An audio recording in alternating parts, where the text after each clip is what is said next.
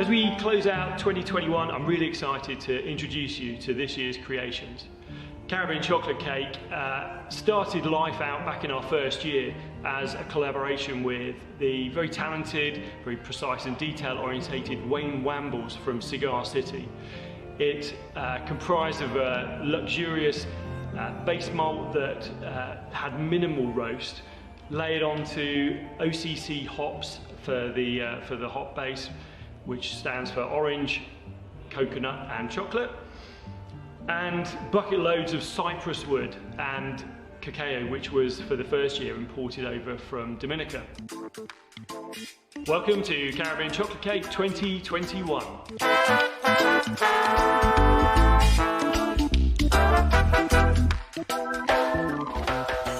So this is the fourth year in a row that we've released a set such as the one you have in your hands today. The original CCC, no longer with OCC hops as they don't make them anymore, now come loaded with Sabro to bring that tropical feel. We also have loads of cypress wood again, loads of cacao nibs, loads of cacao husks, this time from Willie's Cacao. And for this year, once again, we have opted to dose it with nitrogen to give you that rich, creamy, dense head.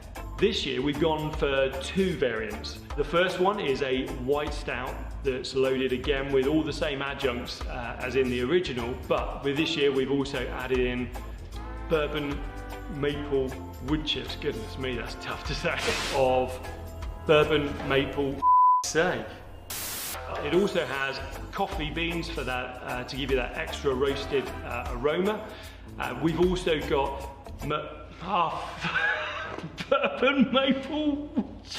bourbon maple wood chips. Yes, that really is a thing.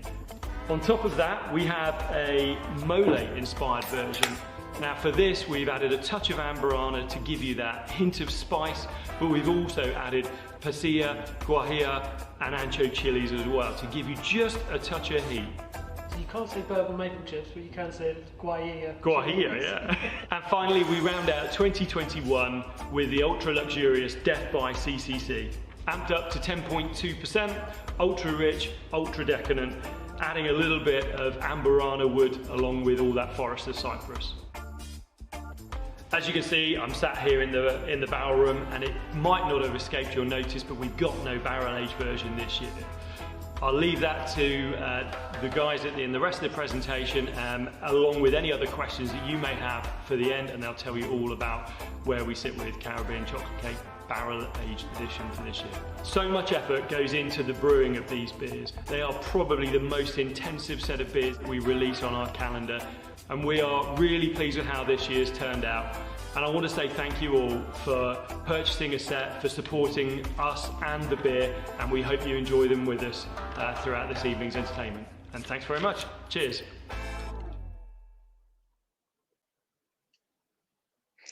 Good evening, everyone, and welcome to the Caribbean Chocolate Cake live tasting for 2021. I'm one of your hosts for the evening, Tim Pritchard, and hopefully you've been able to resist the temptation to keep the beers unopened, so you can join in tonight. Whether or not you have, we're in for a fun evening, I can assure you that. So I'm delighted to be joined tonight by my colleague Matt, to my side there, and the wonderful Natalya Watson. So good evening to both of you. Thanks for having us, Tim. Can we hear you, Matt?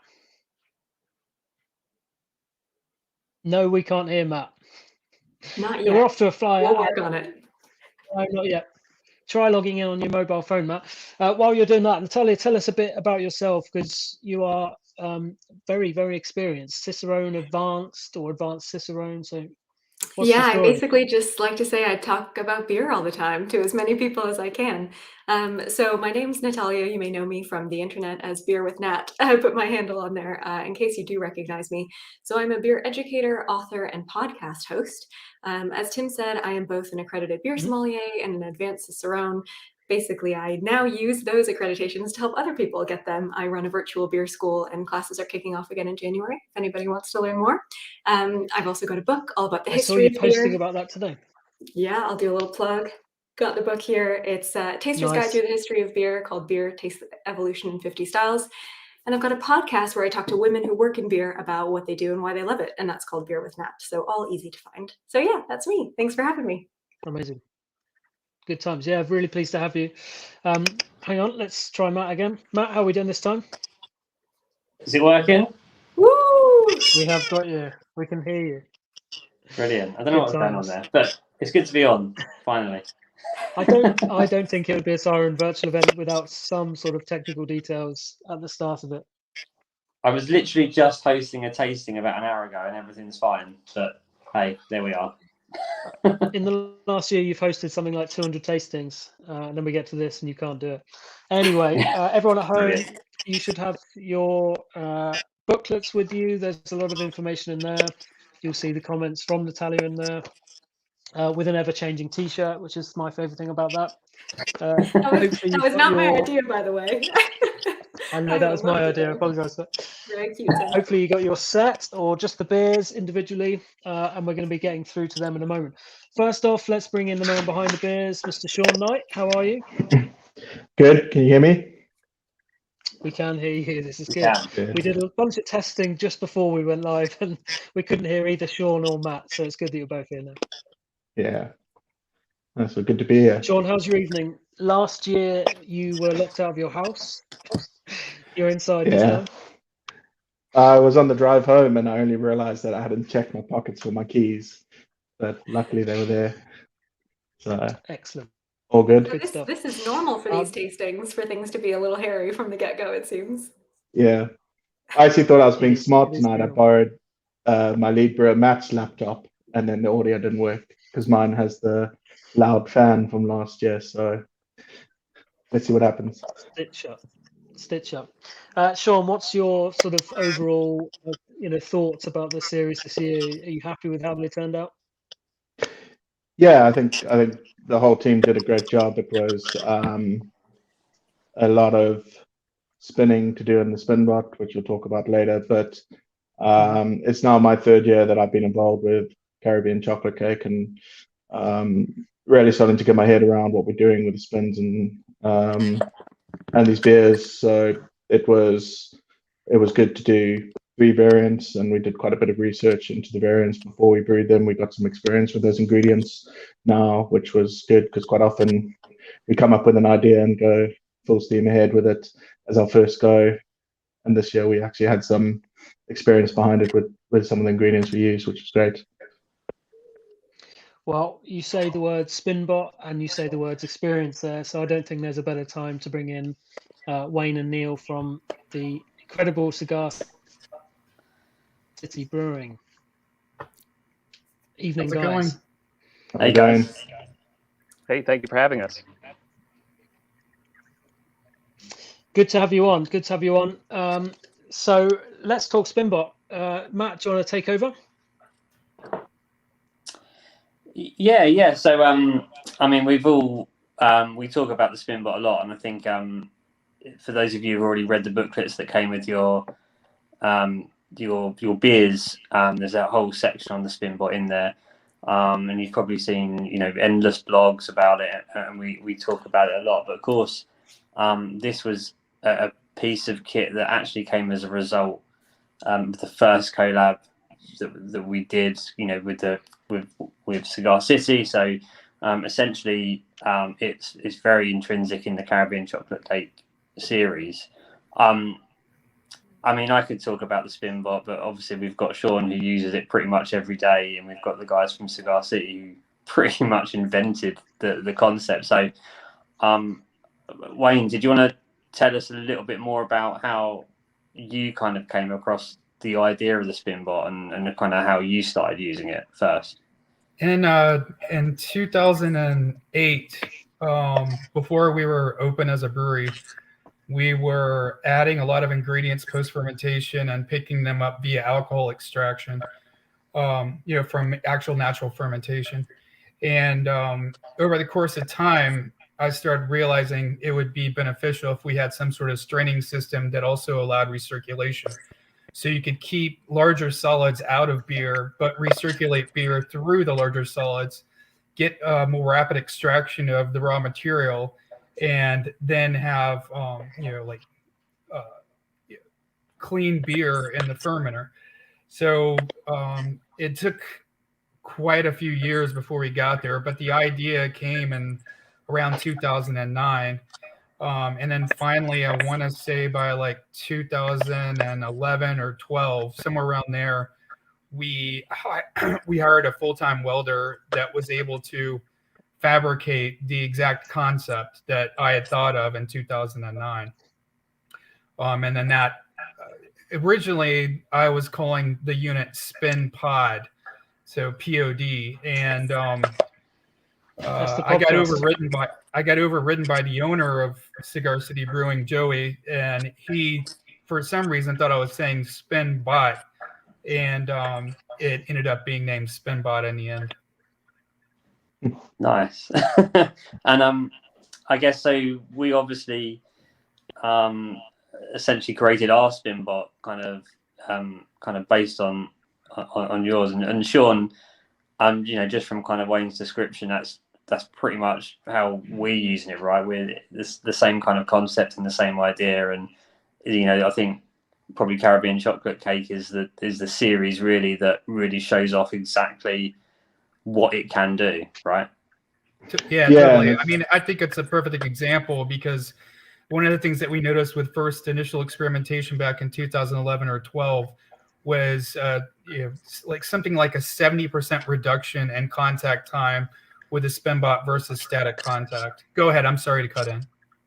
No worries, but you can probably talk about this a bit because I hear the stories of the first time we brewed Caribbean Chocolate Cake.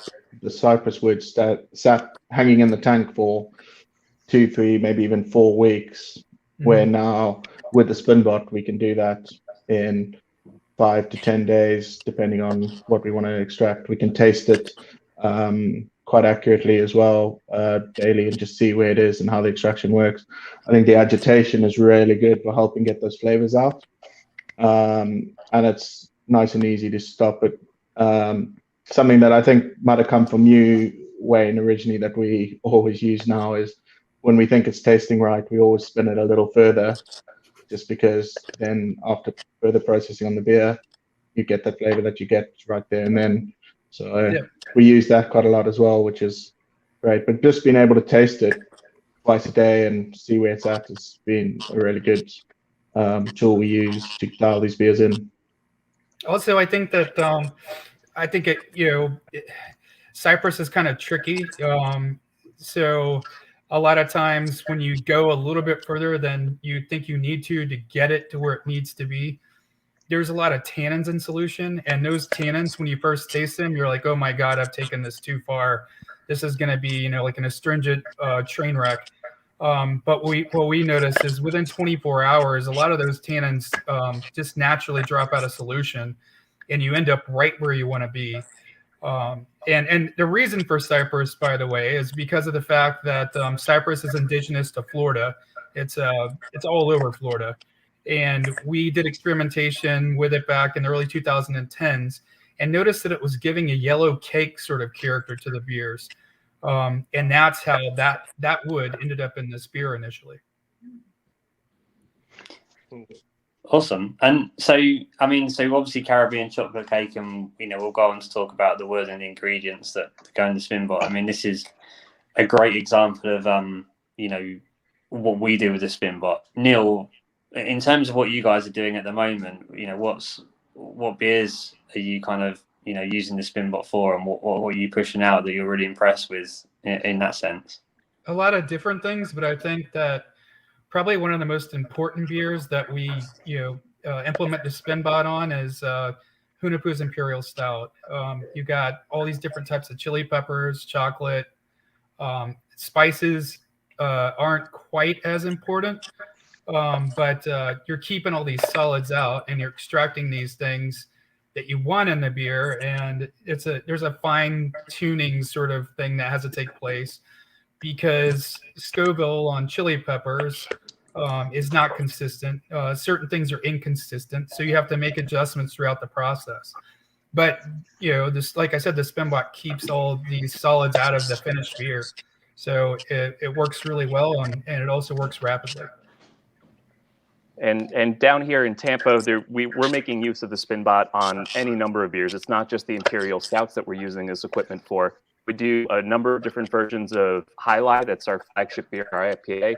One of them's got Spanish cedar. So Tim was holding up those wood spirals. We have wood spirals of Spanish cedar that we use. It's called Spanish Cedar Highlight, and that imparts this wonderful cracked black pepper sandalwood quality to the Highlight IPA. And then we do one with white oak, and that type of wood is imparting this incredible coconut, a little bit of vanilla quality. It's amazing what using and experimenting with these different types of woods will do to a base beer. So again, to be able to use the equipment not only for the Imperial Stouts and adding the ingredients that you're seeing in the Caribbean chocolate cake, but to also use that same equipment and that same process for stuff like hoppy beers and really anything. It opened up such a world of opportunity for our brewers. It's incredible. Agreed on that. And another good point to make on the SpinBot versus, we'll just say, barrel aging, for instance, is everything happens in closed stainless. So you can actually get wood character into an IPA without sacrificing much hop character. If you try to put a beer like that into a barrel, you're probably going to lose quite a bit due to oxidation. But since the way that it's all a closed unit with SpinBot, that is less of a concern. So it works great for hop forward beers. Brilliant. And then just back to Sean, just while we're just touching on the subject of other beers that we're using, we've actually just released a beer today called Storyboard, which is an American brown with cedar. So again, this is another beer, Sean, that we've just released, which is utilizing the SpinBot, I guess in the same way, but obviously completely different beers, but the same concept and the same spinning it, tasting it as we go, and making sure that it's imparting the flavors we want, right? Yeah, that beer was quite interesting to taste. It was spin because we dry hopped it afterwards, so we got quite a lot of wood character coming through to start off. But then when we dry hopped it, mainly using Mosaic, we started getting some real interesting fruit notes that the kind of wood almost lifted or played a part in creating, which was really interesting with that beer. One other beer that we've done with the SpinBot, which I thought was really good, we did a brut IPA that no one really likes to brew anymore, but we spun that on American oak, and the vanilla flavor that came through, and that linked with the brut IPA, the dryness and the tannins worked really nicely, and it worked really well. So yeah, almost gave like a white wine kind of character to the beer. Amazing. So yeah, I mean that's kind of we could talk about the SpinBot probably for hours and hours and hours, but of course that's not the only reason that we're here. So and obviously we've used wood in the SpinBot, but again, it's not the only ingredient that we used in the SpinBot, is it, Tim, at all? No, the cacao as well. The cacao. There's a lot of ways to say that. That goes in there as well. It's magic to watch, and I love being in the brewery on those days that you guys are using the SpinBot, Sean, and it just amazes me just how cool this piece of equipment is. And for Wayne, for you just literally creating that is amazing, and I'm sure Siren fans around the world, Cigar City Brewing fans around the world are pretty happy with that. Well, I'll tell you, the first year was pretty frustrating. I think, as Sean mentioned, because with static, it takes so long to pick up that wood. But we finally got it done. Can I ask if there are any ingredients that definitely should not go into a SpinBot? Any experiments that have gone wrong? Not that I can think of right now, but anything that is too small in diameter, obviously is not going to be a good idea.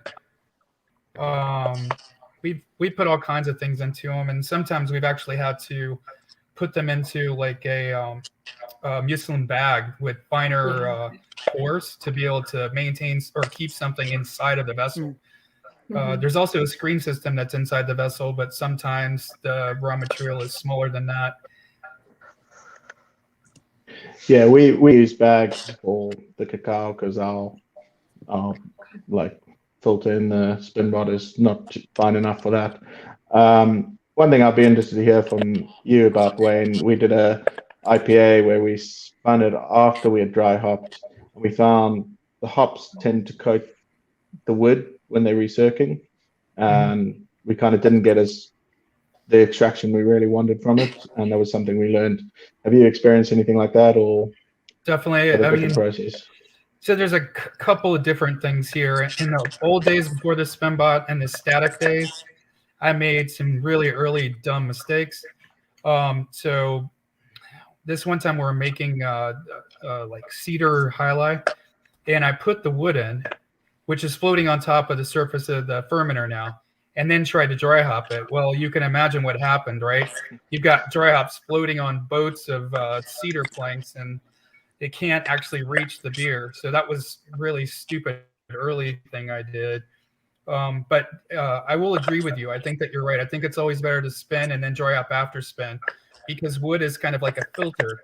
So you're in essence filtering out all that raw material you put in for dry hopping, and you're losing it. I agree with you. I think that it should be wood infusion first and then go to dry hop afterwards. Yeah, and I think another thing we found this year, which we found interesting, is the way you add the ingredients could make a difference as well. So when we spun Death By, we put the Amberana in first, then the cypress on top, and then the cow and stuff on the bags on top. And we got a huge amount of Amberana coming through right from the start. That then slowly kind of balanced with the cypress, but it was quite interesting to see that. But the design of having a column or candle in the middle is really good as well, because you do get that flow everywhere. Agree with that. Yeah. Amberana is a really strong wood, though. It's incredibly powerful. It doesn't take much of that. Yeah, we dial it back every year, and I think we're still learning on that one. It's such a beautiful wood for dark beers, though. Yeah.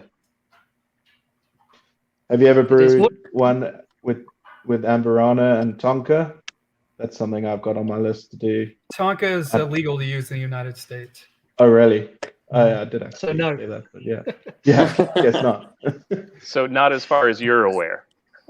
Yeah. Yeah, exactly. Not that we can talk about. Yeah. Nice. What's your favorite wood to be using in Cigar City Brewing beers? Is there an absolute go-to, or are you just experimenting with lots of different things? I haven't dug in a lot in the last year or two. Been doing other things, but I'd say that Amberana is my favorite wood for dark beers. And let's see. To be honest with you, Spanish cedar, when you find the right quality, is a really great wood for hop forward beers. It's really easy to overdo it, though. Primary things I get are white pepper, not black pepper, and white grapefruit and a little bit of sandalwood.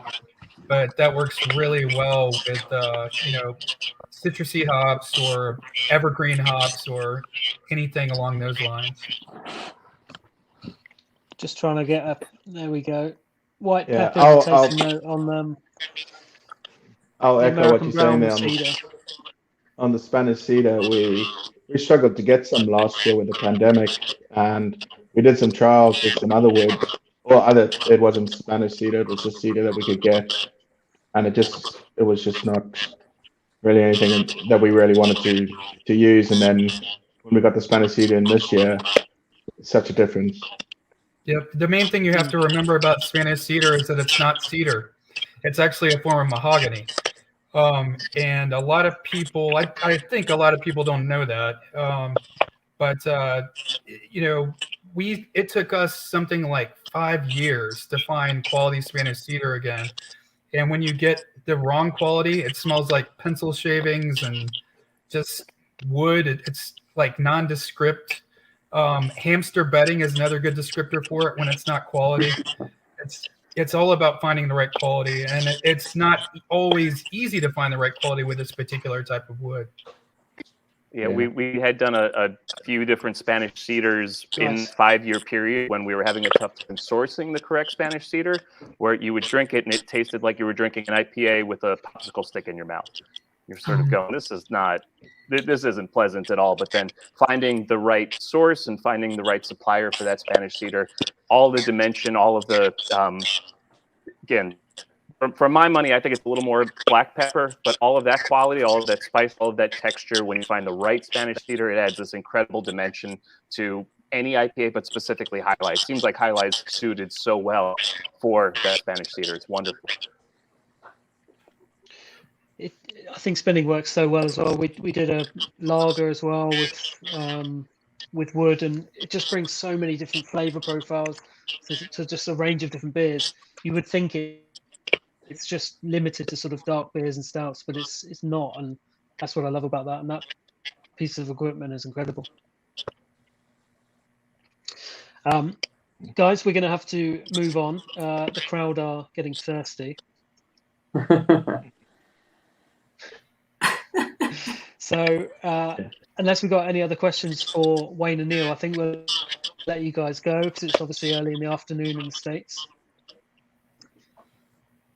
Thank you so much for joining us, though. Yeah, thanks a lot. Yeah, thanks, guys. On this year's release of Caribbean Chocolate Cake, I'm able to enjoy another beer that's got coffee and chocolate. It's on tap over here in the tap room. And as things are slowly opening up, just want to put a plug in. Please come visit us in Florida. We've been missing the international travelers. We've been missing the folks from the UK who come down and visit us. So please come down, have some beer with us. It's I just looked it up. It's sunny 24 right now, which is I feel like I'm kind of twisting the knife for people in the UK, but it's 24 and sunny and things are good. Come down and see us, please. Thank you guys so much for having us. Blowing a hula here. Thank you, guys. Yeah. Legends of the game. Thanks, Neil. Thank you ever so much. Do get down to Florida to see them and go and see them. Right. Let's get on with tasting some beers. Is everyone thirsty? Before we do that, I'm going to got another couple of guests to bring in. If you guys are ready, sat there, I'd like to introduce Danielle and Carl. How are we doing? Very well, thank you. Can we hear you both? I think so. Danielle, can we hear you? Yeah. I got two voices. So, yes, good. So, you may have seen on social media we were looking for Caribbean chocolate cake tasters, some people that we were going to send the sets to early in exchange for some honest online reviews. We had so many good applications, and we chose 10 people from, the way they wrote about beer was brilliant. 2 of those were Carly and Danielle, who then gave us some wonderful reviews. So you've been chosen to come and join us. So have you enjoyed the beers, guys? Yeah, very much. Let's go Danielle first. Oh, yeah, absolutely. I mean, it's kind of a tradition each year now for me that when Caribbean chocolate cake comes out, first in line, tend to save 2 for Christmas or around Christmas, and then have the first 2 or the less heavy 2 in the lead up to. So it's kind of part of the craft community tradition now, definitely. So I really enjoyed this year as well. Good stuff. All right. Well, let's not delay anymore, shall we? Shall we open our first beer, which is going to be Nitro Caribbean Chocolate Cake. Can we talk through the hardcore? Yes. Let's talk hardcore. So obviously this one's a Nitro beer. So I'm pretty sure most of you know about a hardcore, but it's good to have the right glass and just pour it hard and fast.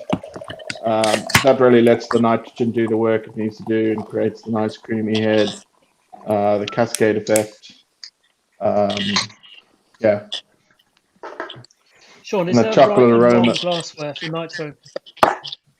There is. People talk about glassware. Yeah, you don't want glassware that's too short, and too wide, because you won't get to see the cascade effect too much. But it works sometimes. doesn't work sometimes. But normally a glass shaped like the famous Nitro Stout in the world glass works well. So It's called tulip pint glass. We don't need to name any names, but it's got a glass technical name, the English tulip pint. So there you go. Often used for an Irish stout. Quite funny. Yeah. No one said it was an Irish stout. So the way we get the nitro in is we drop a little drop of liquid nitrogen into the can. You would have felt the can of the nitro beer is slightly more rigid than the other ones before it was opened. And that pressure inside, nitrogen really struggles to dissolve in beer. It can't really chemically dissolve. So it sits there and it kind of moves into the beer whilst in the can. And then when you release the can by opening it, you got to pour it quickly so that nitrogen with the CO2 coming out really creates that cascade effect. And the nitrogen then pulls out a lot of the proteins that makes the nice creamy head. So yeah. I also got a big smell of chocolate when I was pouring it as well, which is a nice thing to do. Nice thing to get when you're pouring the beer. So one of the things with nitro is because you get that thicker head, supposedly you lose a bit on the aroma. I don't find that with this beer because it's just screaming chocolate at me. Yeah, absolutely. It's in fact, I think probably at this point, before we all dive into it, as tempting it is, maybe Nat, you could tell us a little bit about how we should be tasting it, or at least, you know, the best ways for us to experience. I mean, I'm sure everyone's already had a massive gulp already, but I won't keep anyone waiting too long. Yeah, what I was thinking I would do is just mention 2 top tips that I think really help me in the overall flavor experience of a beer. We call it a beer tasting, but I kind of find that a misnomer because flavor is actually a combination of aroma plus taste. So we don't really want to just jump right into the tasting. It's really important before we get to that to smell our beer. And that's because we only have 5 basic tastes. We can pick up on thousands of different aromas. So just taking a moment to stop and smell it before you taste it will change your flavor experience. Aroma molecules are detected in air, so that's why I didn't fill my glass all the way. It's really helpful to swirl the glass. I'm a terrible swirler. I'm going to do it on the table, otherwise I'll spill. Everyone who's taken my beer school knows I can't swirl a glass to save my life. So as you swirl, the bubbles rise up and out of the liquid. If you then go ahead and take a sniff, I mean, I actually brought a prop to show you guys. There's this cake from Co-op near me. It is their irresistible Belgian chocolate cake, and that is exactly what this beer smells like to me. It smells just like buttercream frosting on top. It's amazing. So you've taken your sniff, great. So we do then want to take a taste of the beer. So 2 tips for this one. We have those 5 different tastes that we can detect, but we've got taste buds for them all across the tongue. So when you take a sip, give the liquid a slight swish and then swallow it because flavor perception continues after swallowing, particularly for bitterness. And with the roasted malts that are in here, we will get a little bit of bitterness. With the hops that are in here, we'll get some bitterness too. Now, the last thing I'm going to leave you with is after tasting, if you breathe back out through the nose, we're going to get even more aroma. So it's like patting your head and rubbing your tummy to try and figure out how to do it. But take a sip, give the liquid a swish, swallow, keep your mouth closed, breathe back out through your nose, and see if you get a heightened hit of aroma that way. Magic. And I do always close my eyes when I do it to make sure I don't have beer come out my nose or anything crazy like that. Now, the reason we pick up more aroma this way is because the liquid has warmed in our mouth slightly. That will release more aroma. And then also we've got enzymes in our saliva that are starting to break down all of those different aromatic compounds. So we've got all of these sort of nasal, different receptors for aroma in our nasal cavity. So when we breathe in through the nose, the way we did in the first bit, that's just called orthonasal breathing, the regular way that we breathe. When we breathe back out afterwards, after we've tasted, that's called retronasal breathing. So a new way to pick up the aroma, and it really does give you this heightened aroma experience because aroma is such an important part of flavor. I highly recommend you try both of those different sniffs every time you taste a beer. There you go. Let's get into it. Really good, that. Really good. That breathing out technique. I've never actually done that, but it's awesome, right? A different flavor come through. That's really clever. Yeah. So, Carly, have you ever gone through any sort of formal beer tasting training, or are you just sort of at-home amateur? Yeah, no, completely at-home amateur. I mean, I didn't really even drink beer until sort of 7-8 years ago, and then moved somewhere where there's a very good craft beer shop, and that was sort of the start of it really for me. Yeah, I mean, very much a dark beer person. The higher ABV and the thicker the better. But yeah, no, completely amateur. Never had any formal training. So yeah, my opinion is very unprofessional, but but very honest. Can I chime in on that? We all have different taste receptors. We've all got different levels of perception. Whatever you are picking up, that is what you are finding. Use whatever words work for you. And another tricky but interesting thing about aroma is that aroma is processed by the emotion and memory center of our brain, not the higher thinking center responsible for vocabulary. So for most of these beers, for me, it turned into a memory. I was like, oh, it's like tasting this spicy hot chocolate. Oh, it's just like having my iced, whatever I said, caramel frappuccino thing. And it's just translated me and taken me to different places with the amazing flavors in these beers. So yeah, whatever you're finding, say it, be comfortable with it, be confident with it. That's why you're here. You guys wrote some amazing flavor descriptions, so we want to hear what you have to say. Yeah, and I think that's an important thing. Be confident to say what you taste. Yeah. I always say that to people as well, because if you taste that, no one can tell you you're wrong. Yeah. One of the 10 we chose from the home review panel, he described his favorite beer, but he actually said he's fairly new to beer. He's only sort of been drinking craft beers for sort of a month or two. And I chose him because I wanted that sort of fresh sort of attitude to the reviewing process, not just someone who's been, talking about all the hype beers for the last 5 or 6 years sort of thing. Because as you are completely right, we do all taste differently. Some people will love something, some people will hate something, but it's just important to have an opinion and give it a go. Yeah. Mm.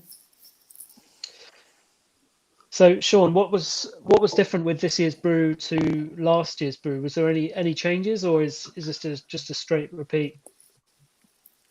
So last year, with us putting the original as Nitro, we felt that sometimes the original beer gets lost in all the variants and everything.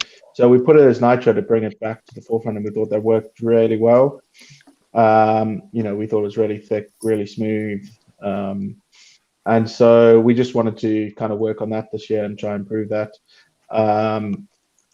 We put Sabro in this year, which we call this a tropical stout. And that was because of this. I think the original hop was called OCC, which Darren mentioned in the big intro. That hop was discontinued. So it was meant to be orange, chocolate, and coconut. Something else. Yeah, coconut. And so we put the 2 years I've done the series before this, we played around with different hops. And now that Sabro is such a staple hop and it has a nice coconut character, we put it in there. But the main things that shine in this beer are the addition of cypress wood and the cacao. So, we wanted to make sure those flavors came through nice and strong. We play around with cacao in different ways. So you got the nibs, which are thick and really nice to chew. If you get hold of them, they're rich, dark chocolate. But then we got the husks as well, which in chocolate making is a byproduct. But for us, we feel it adds a little bit of the milky chocolate kind of side thing. So we play around with the ratio of these two. And we've gone more on the nib side this year to try really bring out that rich, dark chocolate character in the beer. I think that's worked quite well. So we'll get to the chocolate in a moment after a couple of beers, but I wanted to talk a little bit about hops, because you talk about the Sabro and the coconut character. Hops in a sort of a lighter beer like an IPA are going to have a huge difference. What role do hops play in darker beers, or are darker beers more about the malts and the adjuncts? It's definitely about the malts and the adjuncts. I think the hops can play like subtle flavors and background, like noises that you pick up, and that's why playing with the Sabro. The difference is we don't dry hop this beer, so the hops are always on the hot side. So playing around with malts, like we said earlier, we try and minimize the roast malts, but there still are roast malts in there. I think the really interesting thing with this beer is the final, what we call the final gravity of this beer is pretty high because we want to leave a lot of sweetness in there. We've got some lactose in there, which makes creaminess and sweetness, but lactose is unfermentable by yeast, so it remains there, sweetness. The roast malts will put a bit of bitterness, the hops then try balance it, and we're trying to balance a lot of flavors, but mainly the sweetness and this bitterness. And one of the things that's really interesting with this beer is the cypress wood and the tannins from the cypress wood. When we're spinning the beer, we start to, through the spin, start tasting like a dryness on, like almost on our cheek, like at the back, and each day it almost moves forward. And like when it gets to a certain point, we kind of know that we're getting there and we're almost ready. The other thing that we've improved on this year, I think, is learning how to spin different adjuncts. So we don't spin everything all at the same time. We can add things through the spin. And we've learned this with, for example, coffee tends to extract much quicker than cacao. So we put the coffee in a bit later than spin in a beer that we'll taste just now, and things like that. So we've been playing around with that and how we add the nibs and the husks. But the balance of the tannins is really important as well. And I think we do this quite well in this year's version. And it really comes to as like rich, dark chocolate. How permanent a feature is the Nitro? Because I think the majority of the crowd are Nitro fans, but there's a few that don't appreciate it.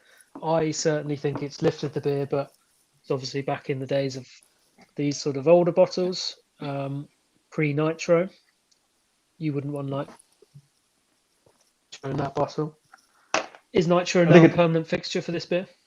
I think it works really well in this beer, and I think everything's up for like discussion with us. We like to mix things up and change things up, and we got the facility to do it. We have released a few beers earlier when we just started doing the Nitro. We released some where we did a Nitro version and what we called a classic version, which was non-Nitro, and that's just to get people to taste it and understand it. The real nice thing with making it Nitro is when you carbonate a beer, you get like a carbonation bite, which you get with all soft drinks like lagers. You can get this little bit of acidity, and that's from the carbonation, just a little carbon dioxide dissolving in the beer, and you get a slight acid that can give you a little bite. And with a Nitro, you kind of really reduce that. It's like cask beer level of nitrogenation or carbonation that we use, and then the Nitro just makes it smooth and easy to drink. So I think it works well on this beer, and I think we'll keep doing it. But we like to mix things up at Siren. We'll see what happens. It's a thumbs up from me. So, question for you, Nat. Me and Matt always like to talk about beer pairings and food pairings, and I'm sure Matt's got some ideas with this beer, but where do you go? Is it difficult to pair with a sort of bigger beer like this, or do you find it quite easy? No, sometimes they work really well in kind of quite surprising ways. So the reason I muted myself there was because I was unwrapping my chocolate cake to see if it did actually smell like I imagined it to smell. So I have the chocolate cake open, and it's pretty darn accurate. I feel pretty good. So yeah, this is my lovely cake. I'm gonna tell you to do something now, and you have to believe me. Oh dear, what's that? I shot this photo yesterday. No, I'm not dropping. I'm not dropping any cake in my beer. I will definitely try it after we finish the live recording. Oh, just dip. Okay. The lump of the lump of cake that fell into that beer, I then scooped back out, and I was like, "What am I going to do with this? I'm going to eat it." And Caribbean chocolate cake soaked, or chocolate cake soaked in Caribbean chocolate cake. Best thing I've ever had. It's so good. That does sound brilliant. So in terms of pairing, some like the classic kind of the easy route to go down with a sweeter stout like this is definitely something like a chocolate cake. So chocolate on chocolate, you can never go wrong. I love that photo. That's fantastic. So I will definitely take a piece of cake and soak it in here. And I will also try it separately as a separate pairing. think we've got some tunes going past my house now. Apologies if you're hearing some party music. That's definitely not my choice. Another interesting thing with stouts is cheeses tend to work quite well. So this one is a little bit sweeter. So maybe we would want to go with the Death By because it's going to have a little bit more alcohol to it. But the alcohol, the bitterness coming from the hops, the roast as well, they all help really well to cut through sort of rich, creamy flavors. So again, it can cut through a dessert, a chocolate cake, or it can cut through the creaminess of cheese. So it could be really nice to work with either of those two things. So I'd say, yeah, stick with this for a dessert course. But if you like the savory or you like the sweet, there are both options for you there. Stinky cheese, surely. Exactly. We got there eventually. Yes. I'm a dessert person, a sweet person. So I went for the cake first, but it definitely works with cheese too. Is it true? I heard this somewhere that the carbonation in beer actually makes cheese and beer pairing better than cheese and wine pairing? You are indeed correct. Yes. Good. So the three things that cut on the palate, so scrubbing off anything that's like heavy or weighty or creamy, it is the bitterness, the booze, and the bubbles. So we don't have bitterness in wine. We don't have bubbles in most wine. So yeah, beer has the upper hand there when it comes to pairing with cheese for that reason. Beer's Grabs it better right than off wine. the palate, lets you have more. So that's what we want out of a pairing. Say how you Nice. really feel, Sean. Just say it. Yeah. Wine. That was a loaded question. It's all right. I agree with you, hands down. Don't worry. No, I did hear that, and I found it interesting. I've never actually gone and experimented it. Yeah, But yeah. Give it a good go. to hear It that you heard that as well. Yep. I think this beer is like Matt, it's super interesting to pair.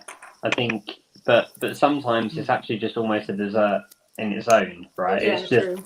I mean, sometimes you just kind of enjoy it as a dessert, but like you say, maybe you just enjoy it with a dessert, like you say. And I think my favourite quote so far tonight is "chocolate on chocolate, you can't really go wrong." Yeah, That's exactly. definitely coming from someone who's obsessed with desserts. That's me. Yeah, I've got a major sweet tooth. But I mean, like I said, in my description of this, I was like, honestly, just put a candle on top of this and I would have that as my cake. It is like a cake to me. And I saw that comment come up from another viewer to say, if I had my eyes closed, it smelled like there was a chocolate cake in front of me. So yeah, cheers to you, Sean, for making this possible. Like to actually have it that reminiscent of a chocolate cake is really impressive. Well, yeah, me and Matt were doing some tastings for a cheese pairing, and one of the ones we experimented with was Broken Dream and a blue cheese.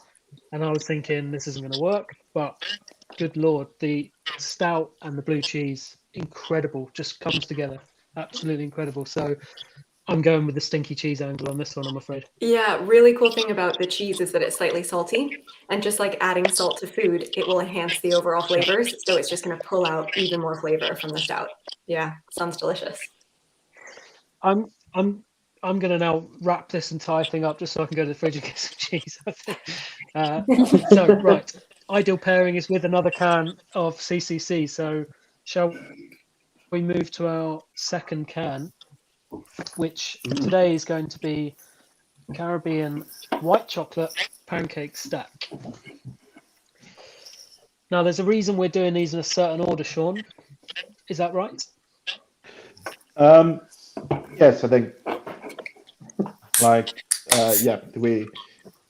don't think there's lots of different orders you can do tastings in, but we kind of looked at it to get the Nitro done first and then move through the others. And I think this one naturally fitted in second. So, yeah. So if everyone's been listening to Natalya, your glass should now be less full than it was before. And I never want anyone to, not drink as much as they would like, but always start first with a little bit less, swirl it, take in the aroma, then top up after that. So yeah, drink as much as you'd like, but have the first swirl so it doesn't go everywhere. So Danielle, I'm going to come to you. What was your thoughts on the white stout? Just a big old gulp first. I'd love to know. Just to remind myself, it absolutely blew my mind, if I'm being honest. White stouts for me are outrageous anyway. I do always feel I have to close my eyes and just pretend it's a stout because I look at it and I expect hops. And when I get all that roasty chocolate bitterness, it's like, it's not working. But it's just a cup of coffee and a stack of pancakes just drizzled in maple syrup in a glass. Loved it. And I really, when I looked at the lineup initially, I thought, I'm not sure about that one. But actually, out of all four, it was the one that I had the best beer experience with, because it's not something that I usually go for.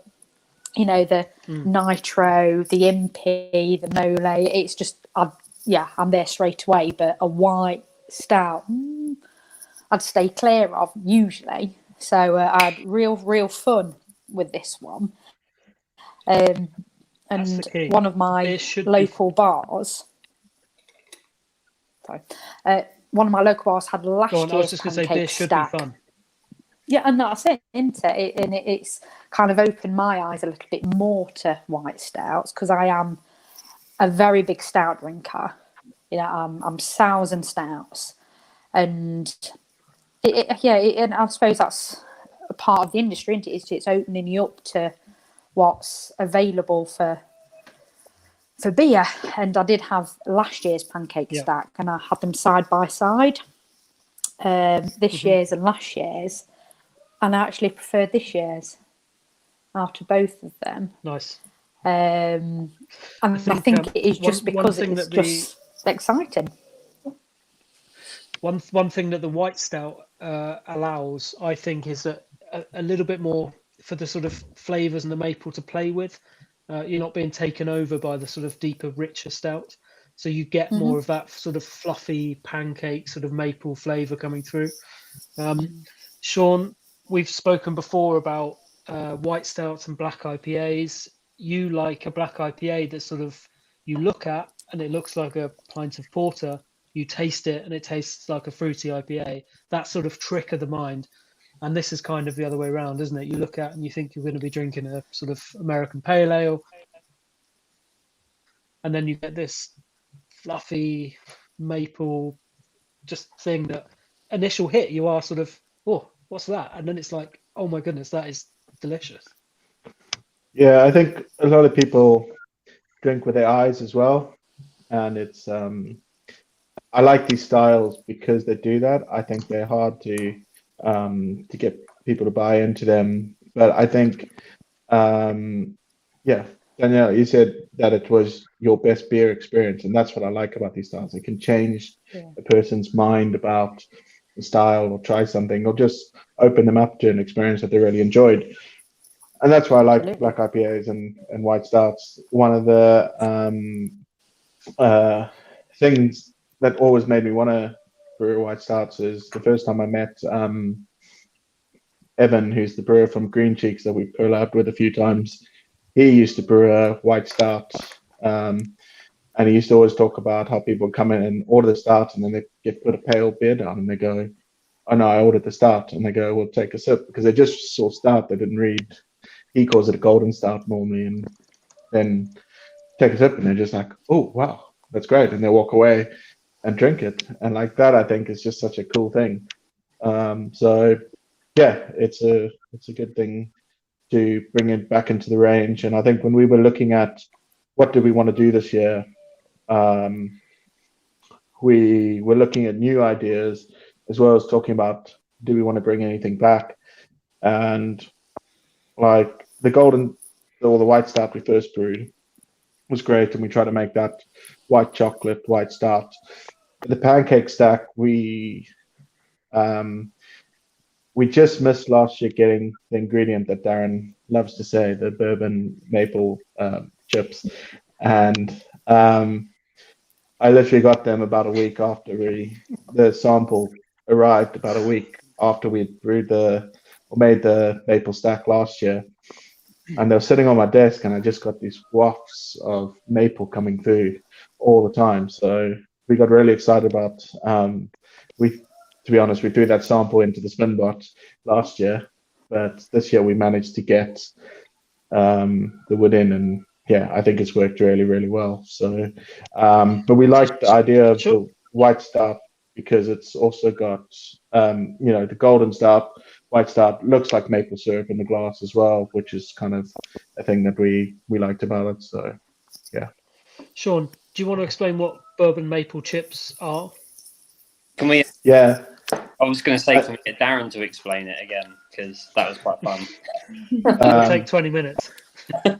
Yeah, so I think the way Darren's trying to describe them doesn't really do them justice. But basically, it's bourbon barrels that after the bourbon's been in them, someone has gone and aged maple syrup in these barrels. And then for some reason, a cooperage thinks there's no use for these barrels. So they've chipped them up from the inside, the staves. They've chopped them up into these small little chips and sent them to us. And it's just like this wet wood, like chips that is just smells of maple. It's incredible stuff. And the vanilla from the oak and the bourbon, it's just such a great product. I love using it. So I'll be honest with you, Sean, listening to you talking about bourbon barrels that have had aged maple syrup in, it's like really good ASMR. Like I'm just here going, oh my god. Yeah. So we're looking at trying to get some of those barrels in before they get chipped up and see if we can use those for a project. But that's down the line, I think. Hopefully. Can I ask why that's not listed on the ingredients when the other types of wood are? Because I read through the ingredients list so many times, I was like, God, That's this tastes how the like maple maple. flavour comes How the into heck this did they get beer. maple in there? Yeah. What is written on the can? I don't think there's any mention of wood. Oh, it just says cypress wood for this one. Yeah. I don't know. Maybe that was missed. But it's Would that go in the SpinBot as well? Yeah, Those so we wood put those chips? in the SpinBot. They're just so aromatic and you taste it immediately on the day one of the spin. You're just getting maple. It's incredible. Yeah. It's Yeah. delicious. So, like the one thing I was worried about is that there's maybe too much maple in there and we'll get some fermentation, but that didn't seem to be the case. Okay, good. It's still warm enough for that, so it would have happened in tank. But yeah, it just I think like the wood almost just concentrates the maple flavor, and then with the SpinBot we can release that. And yeah, like speaking of beer experiences, like Danielle said, this like took me back to IHOP, the International House of Pancakes in the States, and it is that literal like big. Yeah, there we go, Martin. We're on the same wavelength. Yeah, giant stack of pancakes covered in maple syrup. Yeah, like toothache on a plate. That's what this is. It's amazing. The person who took that photo with that giant stack of pancakes covered in maple syrup then tucked into a few of those pancakes with the beer, and I can promise you it's really good. So you're a pairing pro with this one, pancakes in the beer, though. Tim, are we paying for your meals? Pretty much at this stage, yeah. Yeah. I'll just take photos of stuff just so I can get something to eat. Yeah. Sounds like a pretty unhealthy diet. Cool. Yeah, Carly, you mentioned that you drink stouts and things like that. What did you think of this? Yeah, no, I absolutely loved it, and I was quite surprised actually by the. I think you're on mute. Oh, am I? Can you hear me? No, I can hear you. Yeah. Okay. I was quite surprised by the depth of the flavour in it for how it looks, and also it is a lighter ABV for what I tend to look for in a stout as well. So I was maybe a bit apprehensive going into it, thinking maybe it was going to be a bit thin, but not at all. It's really full. Almost like a real the caramelly maple flavor just kind of gives it that syrupy thickness anyway. It kind of tricks your mind into thinking it's a lot stronger than it is, I think. So I've been looking up, I feed my Christmas cake with maple syrup every year, so I've been looking up whether you can feed a Christmas cake with beer instead, because I'm thinking maybe I could give it a go putting this in instead. That sounds awesome. Yes, do that and take photos. Yeah. All right, guys, we need to move on, but we're not moving on to our third beer just yet. We are bringing another guest into the chat first. because after all, this is called Caribbean chocolate cake, and a big part of that is the chocolate. And there's only one man in the world who we want to talk to when it comes to chocolate, and that is Mr. Willie Harcourt-Cooze. How are you, sir? I'm good, Matt. I think you're being too kind. You are the chocolate man, Willie. You are the man from Willie's wonderful chocolate factory, after all. I am indeed. I mean, should I be telling your viewers a tiny little bit about us? Yes, please do. Please do. So I'm a cocoa farmer for the last 26 years. I have a farm in Venezuela in a real pedigree region of cacao on the coast, nestled between Chihuahua, which is a very famed cocoa farm, which is aligned with Dolmori, and my neighbor below was Valrhona. So in the real pedigree place, and that's where I began my journey. And I think I saw cacao as a fine wine. So if you imagine 2000 BC were the earliest traces of cacao, that's 4,000 years ago, buried in the burial chambers of the Macayans, which is now southern Mexico. It was only for the hierarchy, it was only a drink, and it really wasn't this kind of sweet confectionery. It was drunk at ceremonial occasions, but it was really about the way it made you feel. And so for me, it's a fine wine. It grows 20 degrees above and below the equator around the world. So all the way around South America, India, Indonesia, Africa, obviously, where 85% of the world's cacao comes from.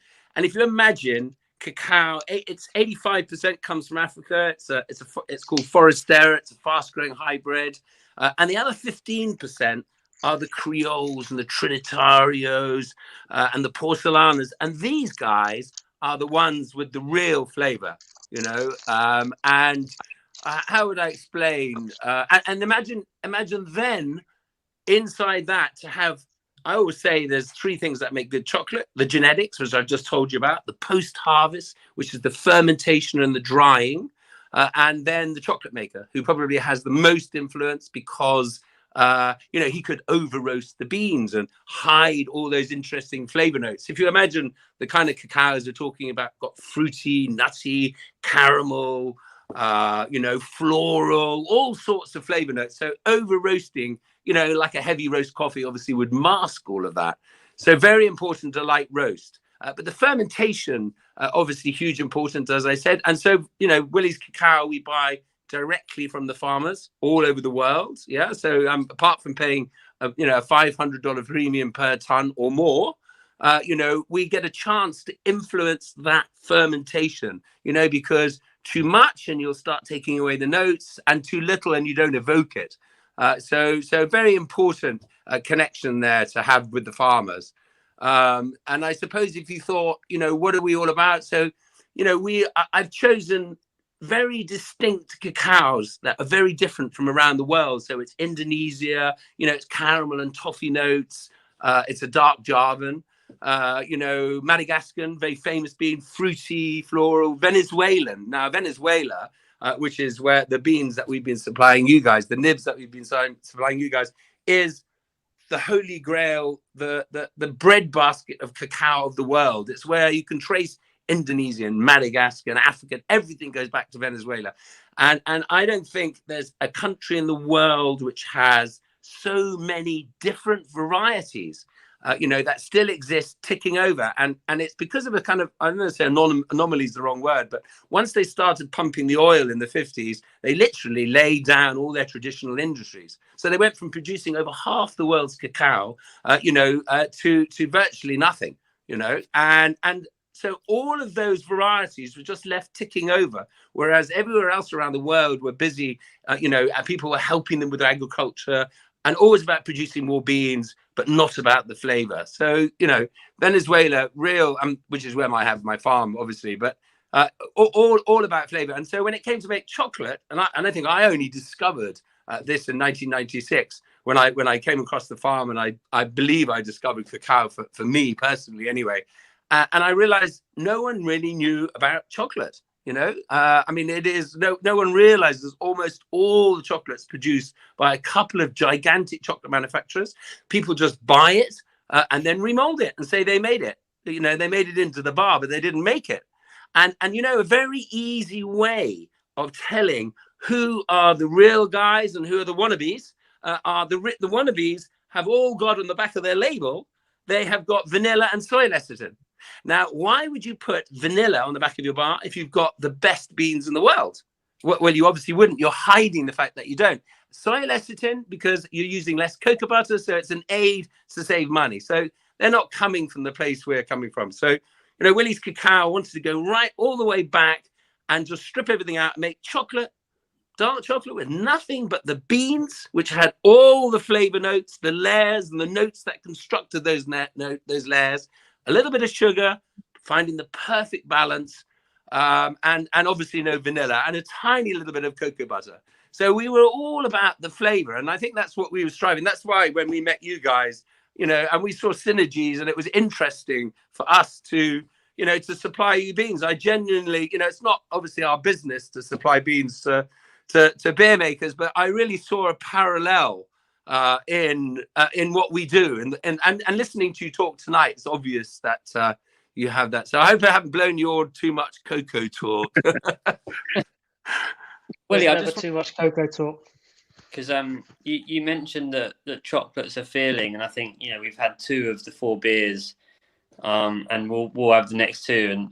But I think, you know, the way I've been describing these beers to people is they're more than just beer. They're a feeling. You know, you get the feeling, you get an experience. It's not just the beer. And I guess probably, you know, that's the cacao that's doing it, really. It transports you. And, you know, Nat mentioned in her notes that one of them reminded her of a Starbucks coffee. And, you know, I talk about the first time I had like a mole beer and kind of fill it out like Nat's. There we are.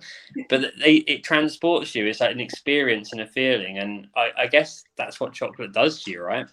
Well, I think we're just, you know, one component of all those. You know, when I'm making the chocolate, like I imagine you're making your beer, listening to you guys. You know, if I'm putting other things, it's just one component that constructs the bigger picture, if you know what I mean. It's like cooking. You know, you add too much of something and you mask the flavors, and you almost don't want to know it's there because it all adds, you know, that little different layers that build and make this, you know, this wondrous thing. And then I guess, Sean, my question to you is probably the same. Like, you know, these beers feel like an experience. It must be quite exciting that we're creating such complex, interesting beers and making people, you know, feel warm and fuzzy and excited, and, you know, everyone looks forward to this time of year. Like it must be quite exciting for you, kind of as our head brewer, to be part of that project. Yeah, it is, and you know, we love this release at the brewery. Like, everyone works really hard to get all the beer out, but it's great. And, you know, I was thinking about something this year when we were using it, because now I don't know if you heard earlier, Willie, but this is the 3rd year that I've been involved with it, and I was wondering if the cacao changes year on year, or do you manage that? So without hops, they kind of, you know, they grow them in a very similar way, where they important where they're grown, they're under variety, but there is variance seasonally depending on what you get. Does cacao change like that? You mentioned fermentation obviously adds another complexity to it, but yeah, you know, you're absolutely right. I think, you know, you guys have got Rio Caribe. Actually, just as a comment, you got the last 7 sacks that we had, and then we were completely out of Rio Caribe. And today, coincidentally, there's a container going on a boat. But those Rio Caribe, and it reminds me, a good story about that is there was a terrible drought in Venezuela, in Rio Caribe.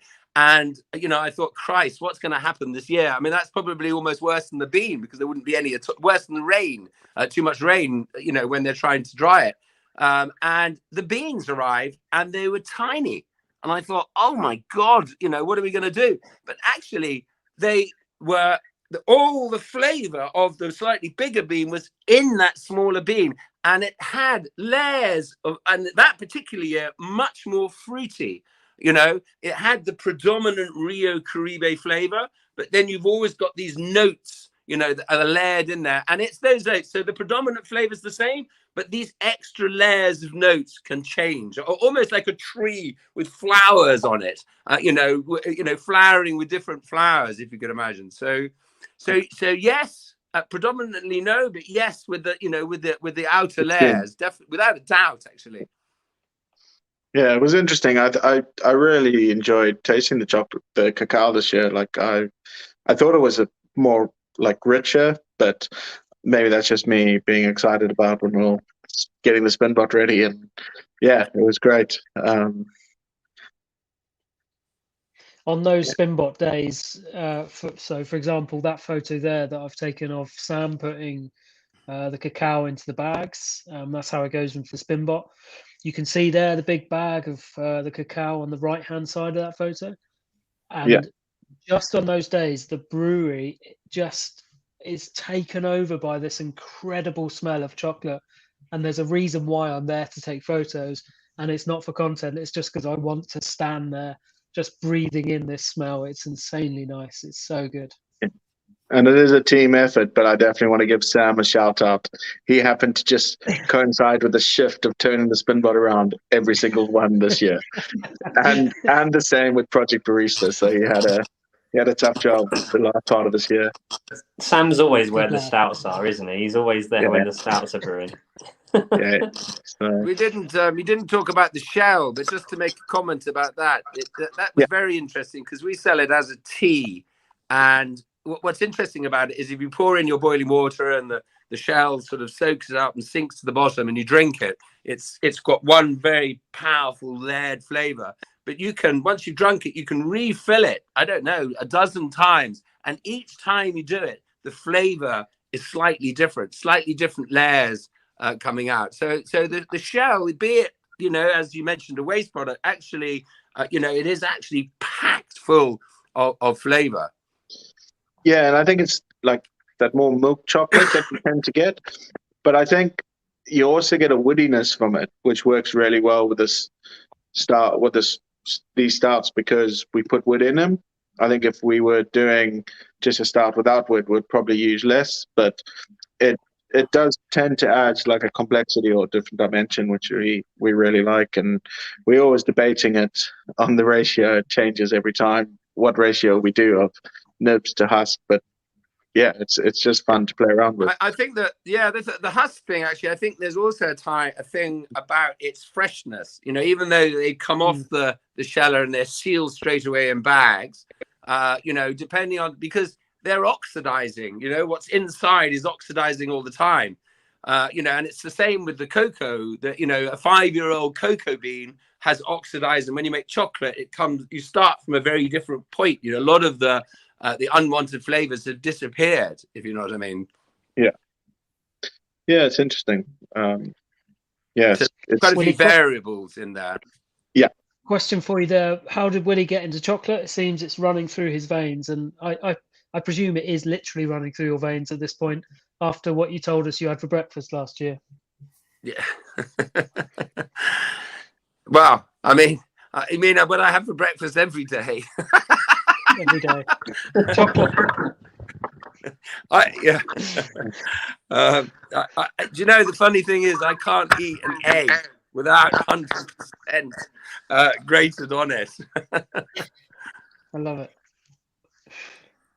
So how did you first get into chocolate? Was it from a young age, or did you just suddenly... You know, I never really enjoyed chocolate. I grew up in West Cork in Ireland, and you know, I always had an aversion to sugar, and so I ate a Mars bar and I literally would feel sick.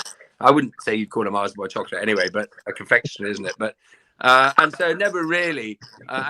You know, I was in Venezuela, lying on the beach in the second national park ever made in the world. So it's steep back to cloud forest, the Henry Pittier National Park.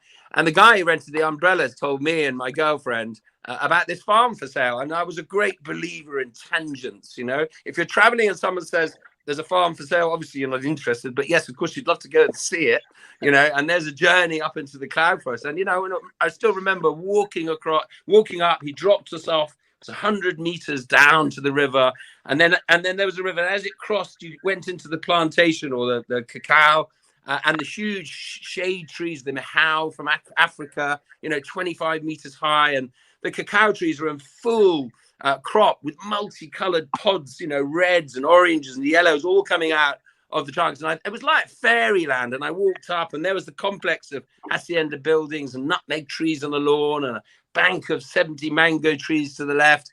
It was, and I looked at it and I thought, wow. And even I had no intent. I thought, my God, you couldn't buy this for $100,000. You couldn't build it, and the top of the farm was cloud for us. And the old guy, Fernando Pereira, he said to me at the end of the day, he said, would you like to come and stay?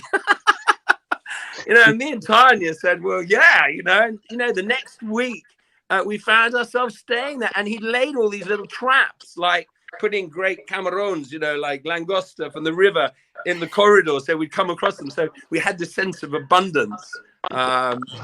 But I mean, that was it. And then from there, I walked the four corners of the farm, the cloud forest, and Ricardo and Batilio, who still work for me today, said, what else do you want to do? And I said, well, I want to make some chocolate, some hot chocolate. And we roasted the beans very crudely and shelled them by hand, then ground them and mixed them with a bit of sugar. And when I tasted that was it. My mind was, I'd never tasted anything like it in my life, and that was the beginning of the journey. Amazing. What a journey. Willie, we're going to have to move on to drink our next beers now. So thank you ever so much for joining us again. Always amazing to hear from you. Your passion for chocolate is infectious.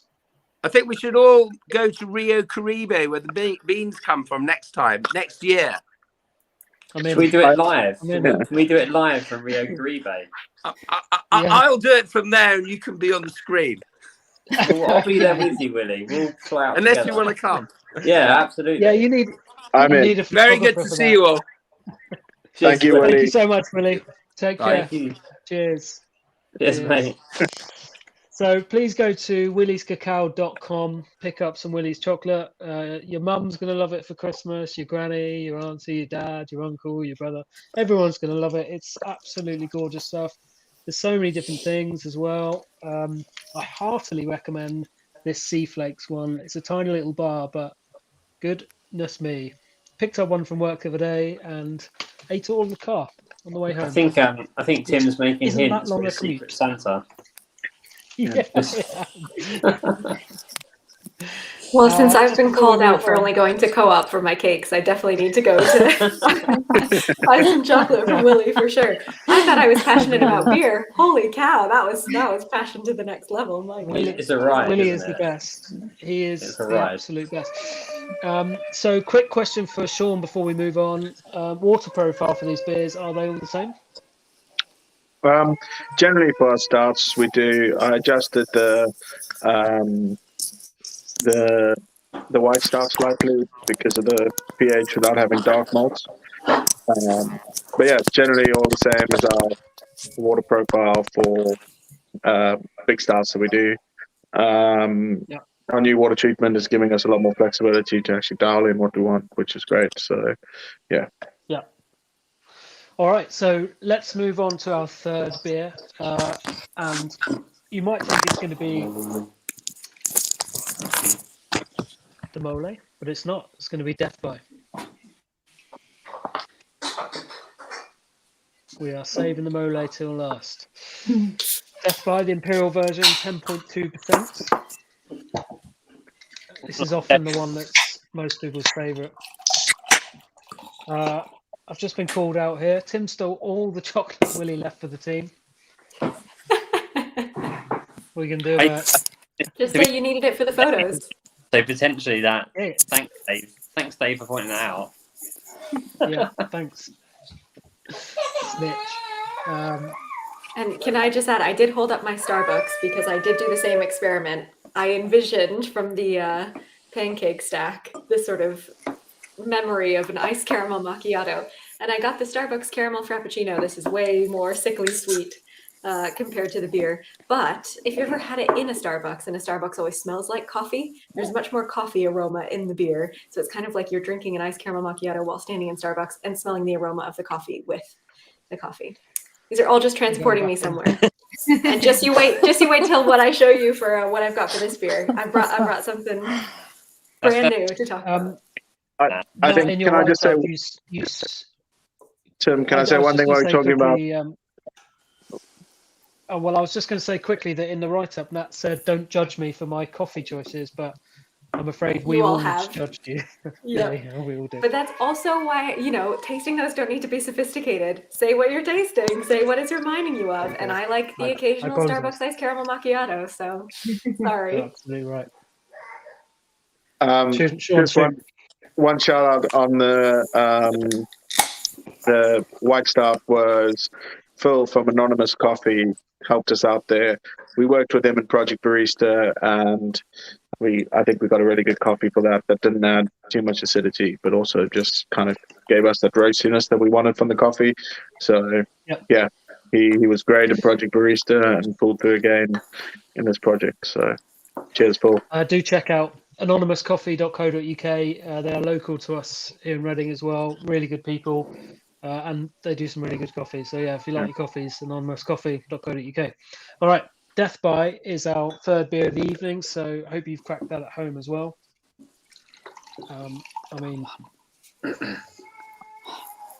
It's so incredible, and I think I guess probably this is a question for you, Sean, 100%. But we touched on the magic ingredient with Wayne.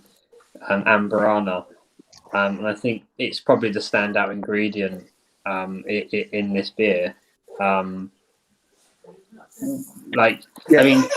us a little bit about Amberana.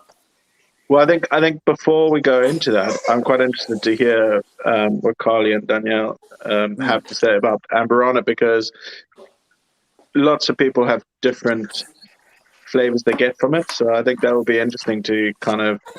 Unfortunately, I didn't manage to read all your reviews, so this is me seeing them live, hearing them live. So, yeah, I'd be very interested to hear what you picked up in this beer, what you pick up now, because lots of people describe it differently, and no one's wrong.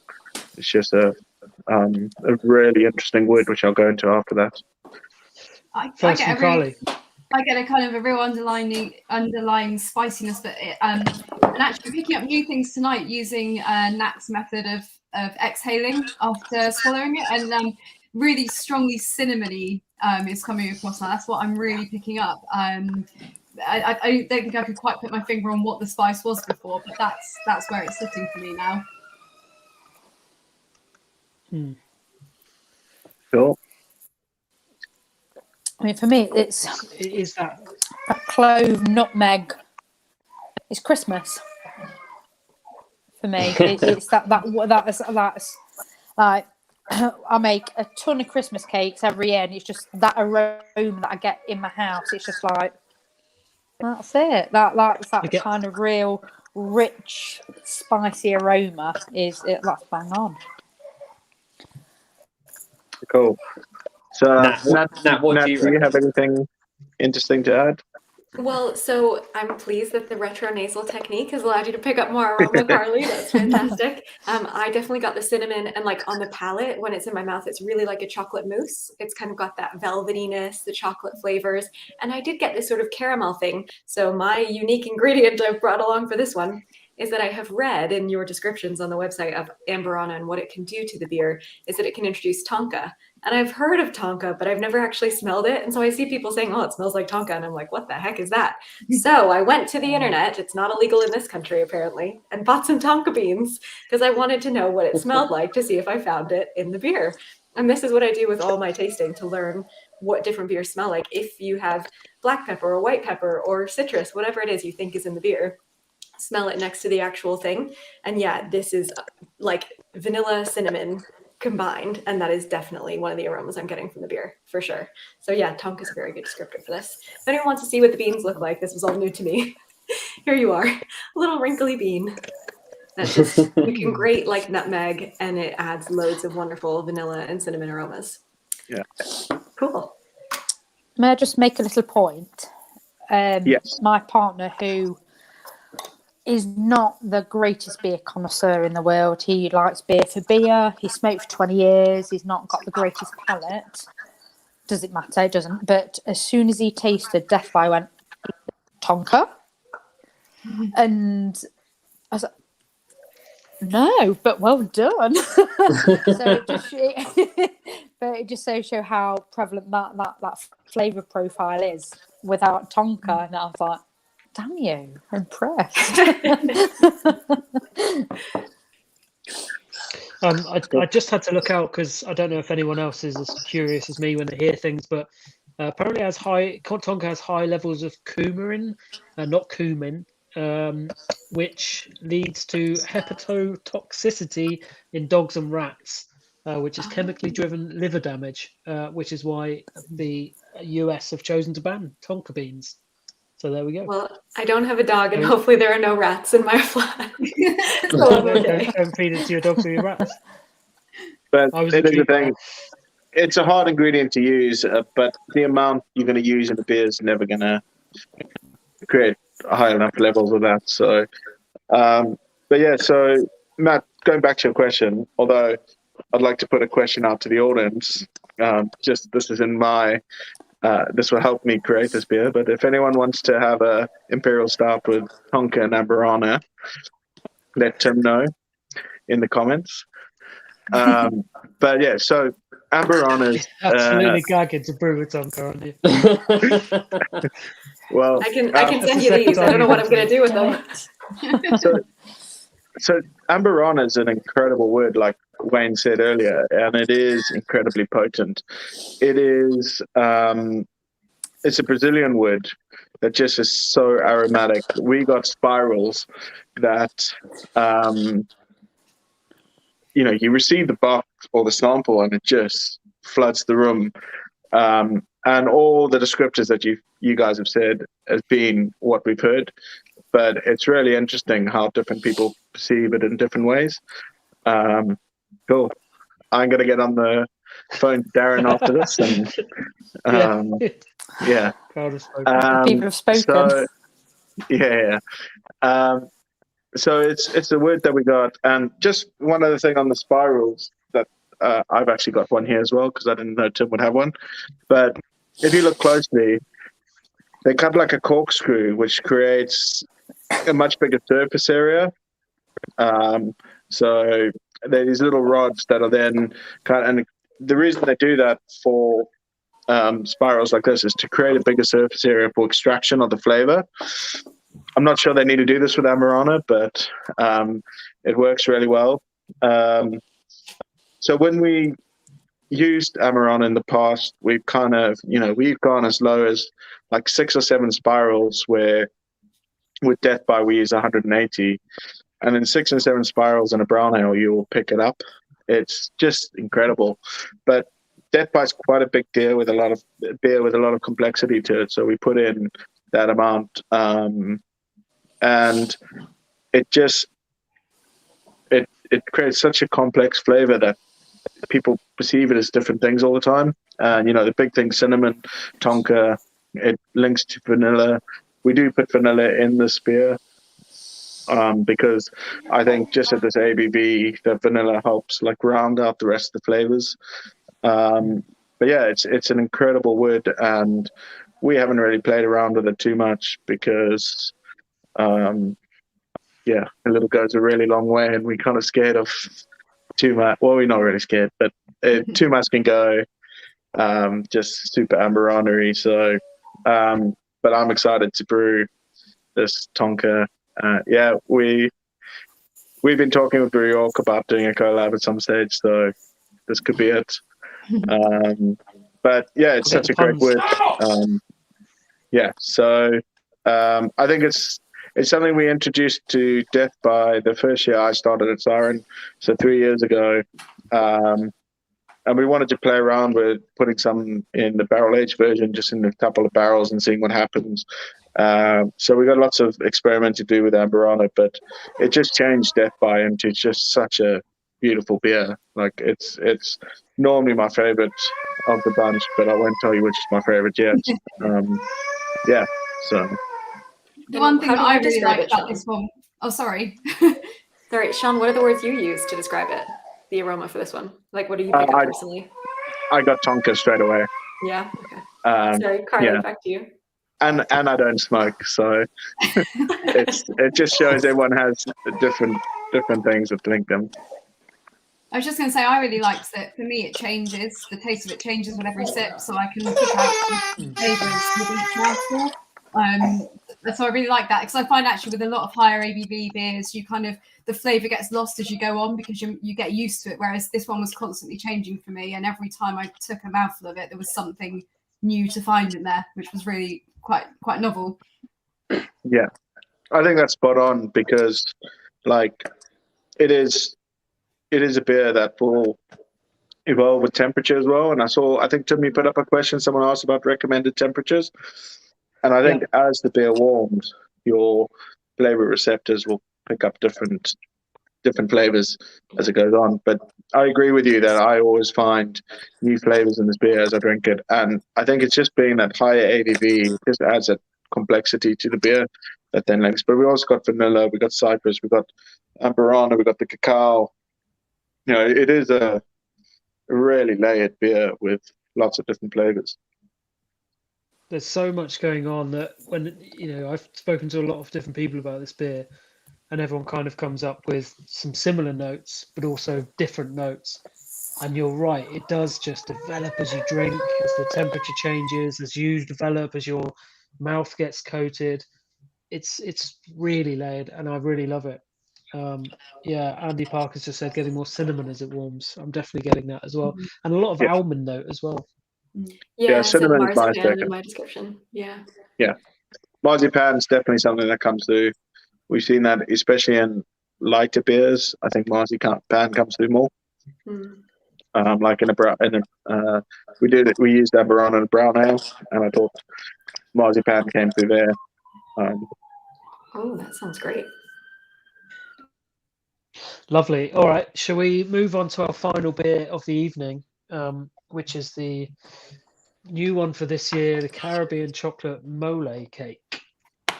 Darren somehow managed to pronounce these chilies correctly, even though he couldn't pronounce bourbon maple chips.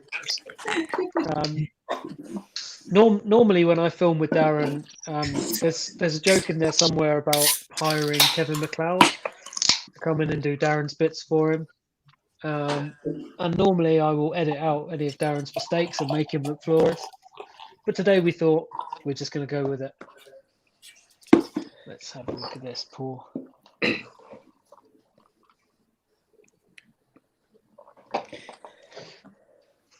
So Sean, I'm just going to put this out there. I really, really hate chili beers normally. And I was a bit... I had a bit of sort of, I don't know, not anxiety, but I was a bit trepidatious. Is that the word about this beer? Is that even a word? I'm not sure. Because I was thinking, is it going to be too spicy? And obviously with people talking to me on social media at Siren Craft Brew, saying, I'm not sure, don't like chili beers, etc. I mean, photos like this probably don't help. It's a beautiful photo, though. Well done. I mean, it looks cool, but it definitely sort of sets it up for some sort of spicy fall. I hope you ate all those chilies like your other props. Exactly. Was the trepidation from the Halloween tasting where Twitter voted to make you eat a bird's eye chili live? Yes, exactly. When Twitter poll voted for me to eat. By the way, I came home and my other half said, I voted for you to eat the chili. That's what you're doing. You're meant to be on my side. I voted for you to eat chili as well, Tim. So thanks. I expected that from you, though. But no, I was worried about this beer because I don't like chili beers. But it's not spicy. It's just warming. It's like the heat that hits your tongue is not spicy. It's just a lovely warming in the throat, and I absolutely love it. And I think it's my favourite of the set. So bravo, Sean. So I think the really important message that I want to get across with this beer is we specifically didn't go for heat on this. So we chose chilies that were really low on the Scoville scale. And like what Warren said was quite interesting, that scale can be very inaccurate, and you might have to dial in. We looked at what chilies to use, and I did quite a bit of research on it, and I picked chilies that were really low, that could I think the idea that I wanted with this was to open up other flavors, but the idea of doing a mole beer was something that I had experienced. It must have been 8-9 years ago. I was lucky enough to go to Mexico City for a beer festival with a brewery that I was working with then. And weirdly, in Mexico, where it's supposed to be really warm, one of the main beers that all the small craft breweries were brewing were imperial stouts, about 10%.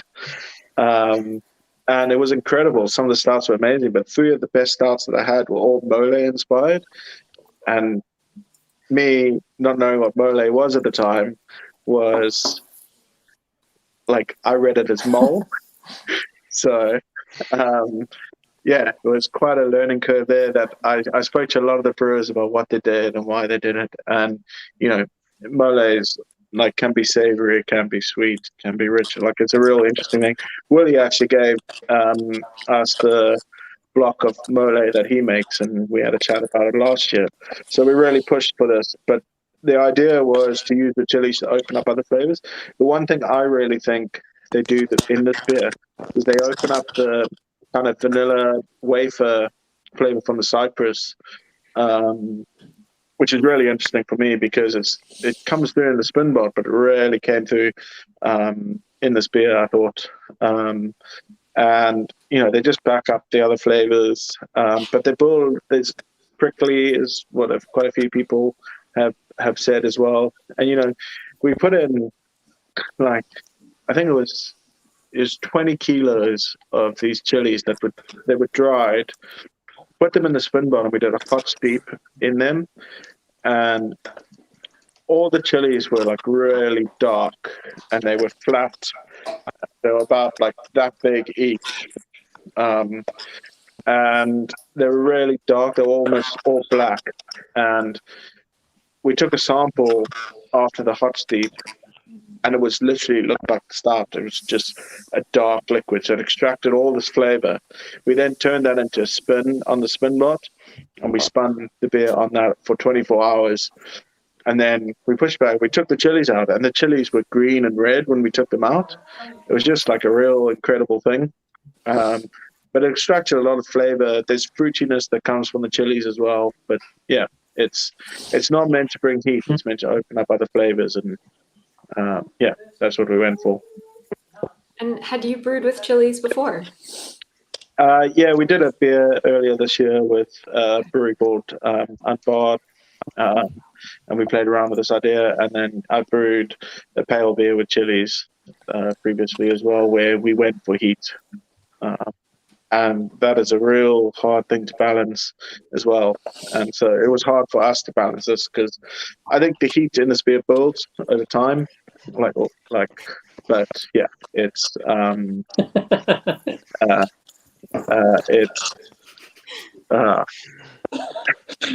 There's a classic Adrian comment as well, right? Yeah. I used to work with Adrian, and he's classic Adrian. Yeah.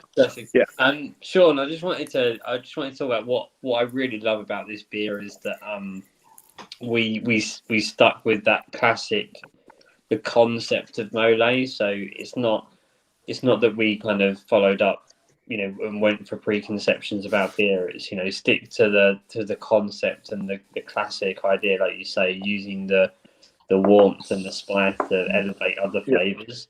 And I think actually, considering what the mole kind of inspired dishes I've had, it's really on point. But I think that's brilliant, because it's almost like an education, like for us, but for a lot of other people, like kind of what mole should be in a sense.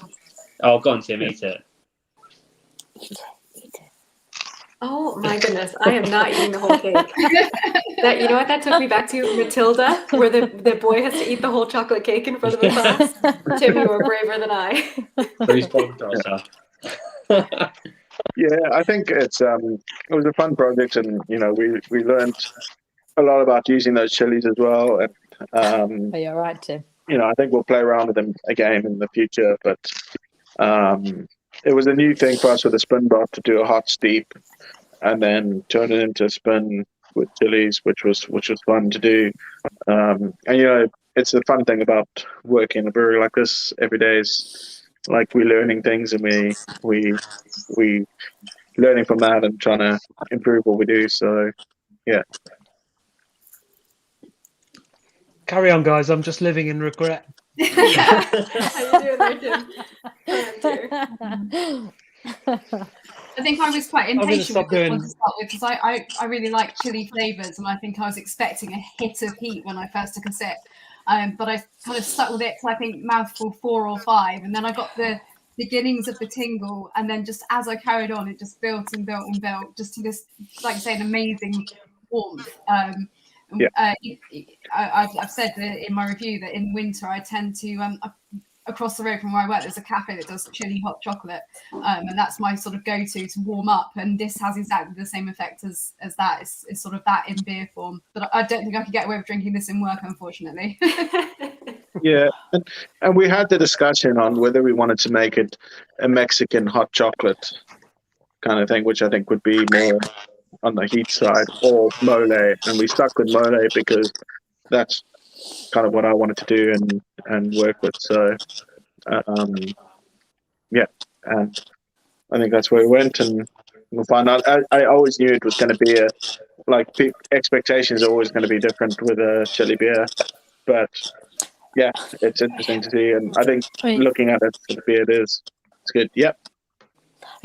I love chili. The hotter, the better.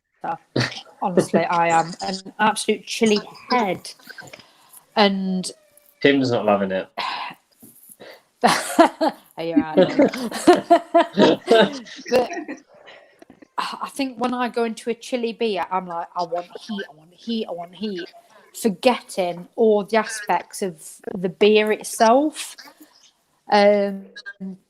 So I think the fact that you guys gifted these beers to me, it kind of made me take a little bit of a backseat to go, all right, Danielle, just try them. Just don't kind of all go on the chili. And the fact that this chili just kind of really warms, and it's a tickle. And the fact for me it's a tickle, it might be really, really spicy to somebody else. So I think that the balance is really, really quite there. The fact that if it blows my face off, if my eyeballs are sweating, I love it. But the fact that it's just really gentle, I think it's beautiful. I think Danielle, you've hit it on the nail there, because and Nat even mentioned earlier about how everyone has completely different palates. They experience things differently. Everyone experiences bitterness differently and the heat differently. So, but actually, I think this is just warming. And for me, actually, it's like a cuddle. You know what I mean? It's like a nice kind of warmth, and I think that's what I love about mole, is that it is just that. It's the feeling it gives you. It's that warmth. It's almost like the warmth of the bourbon, kind of. That just kind of makes you feel good, and it makes. And as Willie said about the chocolate, we've got chocolate in there, which is all about the feel good. We've got chili in there, nice bit of warmth, which is about the feel good. And I think, I could imagine drinking this, with it absolutely, snowing outside, absolutely, falling down with snow and snuggled up by a fire in a lovely little country pub. It just, Georgian Dragon in Swallowfield. The Georgian Dragon, yeah. Plug. And that's kind of, it gives you, and even if you're not in that experience, it gives you that thought, it gives you that feeling, and you can imagine yourself in that experience. I think that's the brilliant thing about this beer, is it just kind of transports you. Mm. Yeah. And I think one thing I like to do with beers is balance and drinkability is really important, but you want to have that complexity as well, and like flavors build. And it's really great to hear that people are finding the beer changes every time they take a sip, which I find really, really fun with beer. So yeah, it's great. Yeah, I'm definitely not a big chili lover. I just can't really handle it. And I feel like this works for me. It's that bit of warmth that continues to build. It's really wonderful. And Carly, I thought the exact same thing, like chili pepper hot chocolate. And sadly, I don't have a prop for this one, but there's a place in New York called City Bakery. It doesn't exist anymore. But every February, they used to do a hot chocolate festival, and every single day they would change the flavor of their hot chocolate. They were known for their hot chocolate and this giant marshmallow they used to put in it. And one year they did a chili pepper one, and this took me right back to having that hot chocolate at that place in a very cold, snowy New York. So yeah, it's that perfect beer for the season we're entering now. Yeah, I have like eaten kimchi before that was too spicy and literally started streaming tears because I couldn't handle it. And this I can handle, so that's well done, Sean. It's all in balance. I think the thing with beer and the thing with really enjoying a beer is it's not always about the beer or the flavor. It's about how you experience it and what it sort of emotes in you and what you think of it. One of my favorite beers is just holiday lager. You know, when you're on holiday in Greece or whatever, and you have this absolutely terrible lager. And last time I was in Greece, I was drinking this stuff going, this is amazing. This is actually a really nice lager. And then I went back to my room where I'd taken some Santo with me, got a cold Santo out, and I was like, actually, no, this is a nice lager. The other one is horrible. But when you're sat in the sun and it brings it back, brilliant. But also that sort of ability to bring up those vivid memories of like having something before, like you say, being in New York or I just love that about beer, and I love that about these experiences that you can get from just a drink. Do you know what I mean? Is it similar to the ouzo that I brought back from Greece to the office, Tim? And I remember it being good, but we had it in the office, and never again. Not the same. Not the same. Not the same. So Sean, the specials this year, have you got any ideas about next year? And I asked that question because last year on this talk, the idea of the mole was suggested, and it's kind of gone from there. So have you got any ideas yet? No, I think we come off the back of Project Barista really close to this, and then straight into this. So we haven't got conversations going on that yet. But one thing that we haven't talked about is what barrel age isn't in here. And, you know, we made a decision this year to kind of take it out because one of the things is we want the beer to sit in barrels for the right amount of time, but we wanted to bring in these other variants as well.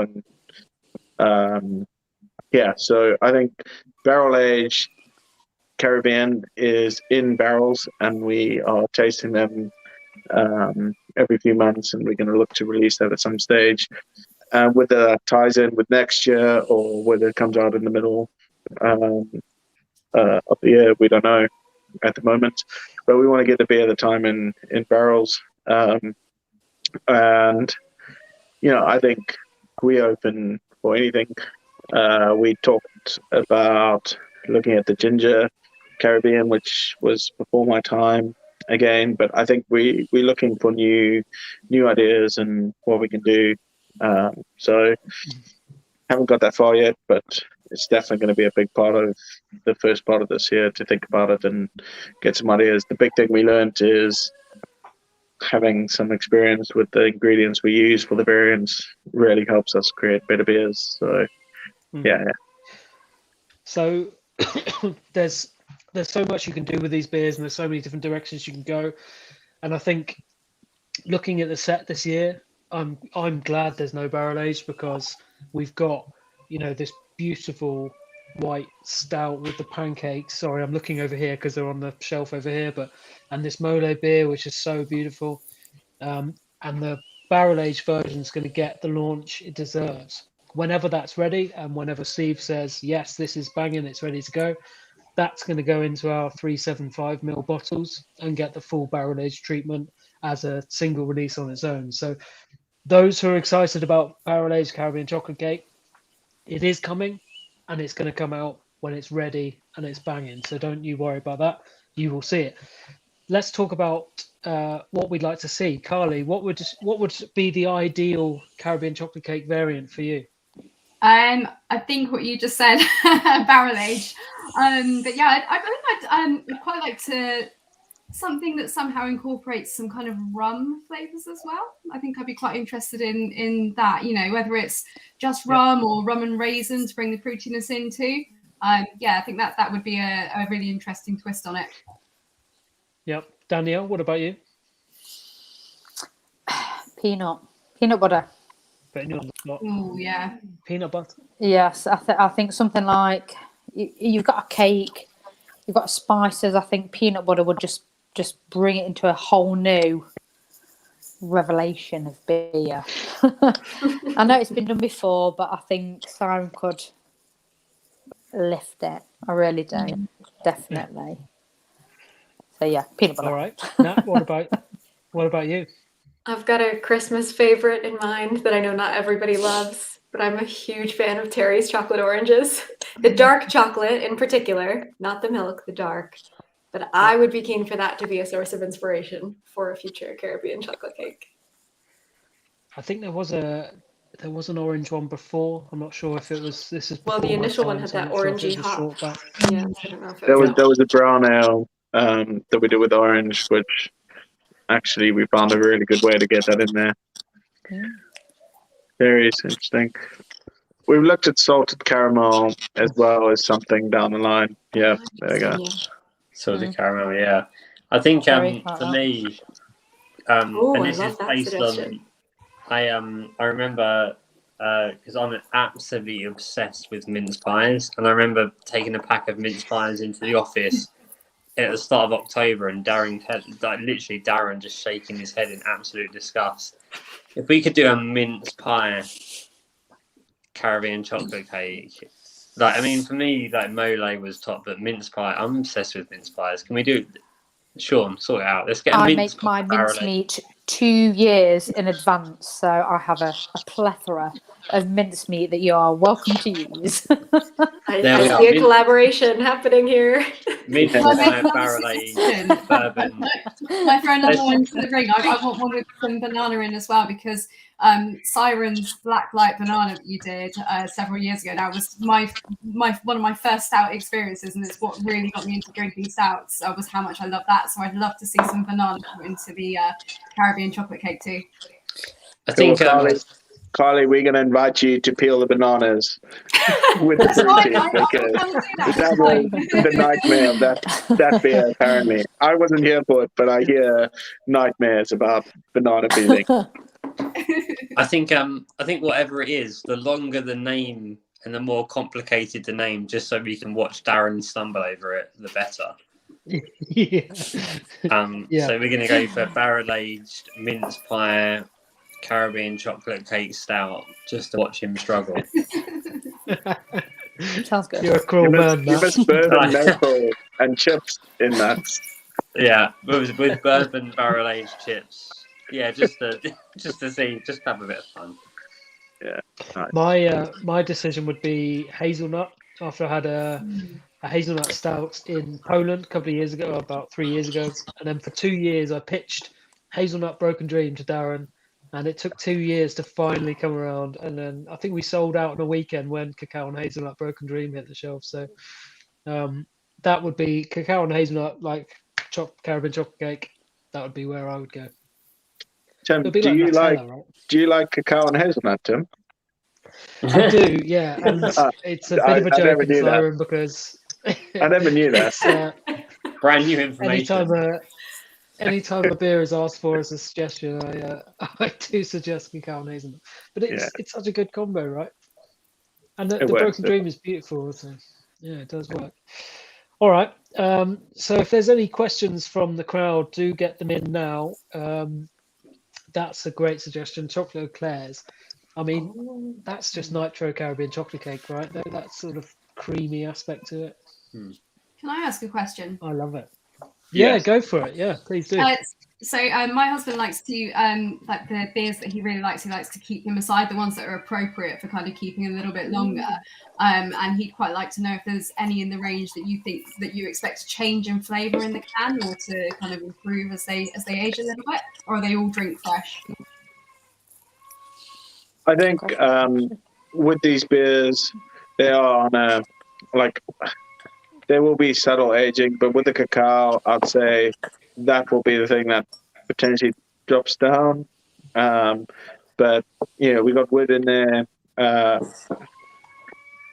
All beer will age over time if you keep them in the fridge. If you keep them on the shelf out of the fridge, it will age faster. But I think ideally, I'd say drink these beers fresh.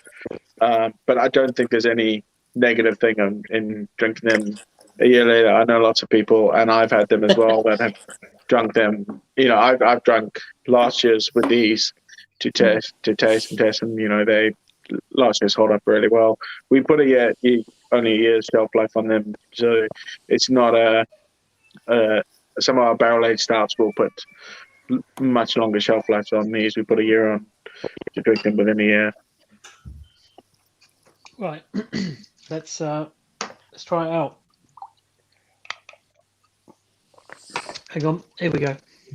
Here's last year's pancake stack. It's one of about 4 I've got, so and it's now on my laptop. Get some off the laptop. Let's have a go. Oh, that's got a lovely fresh aroma still. It actually smells like this year's Nitro CCC.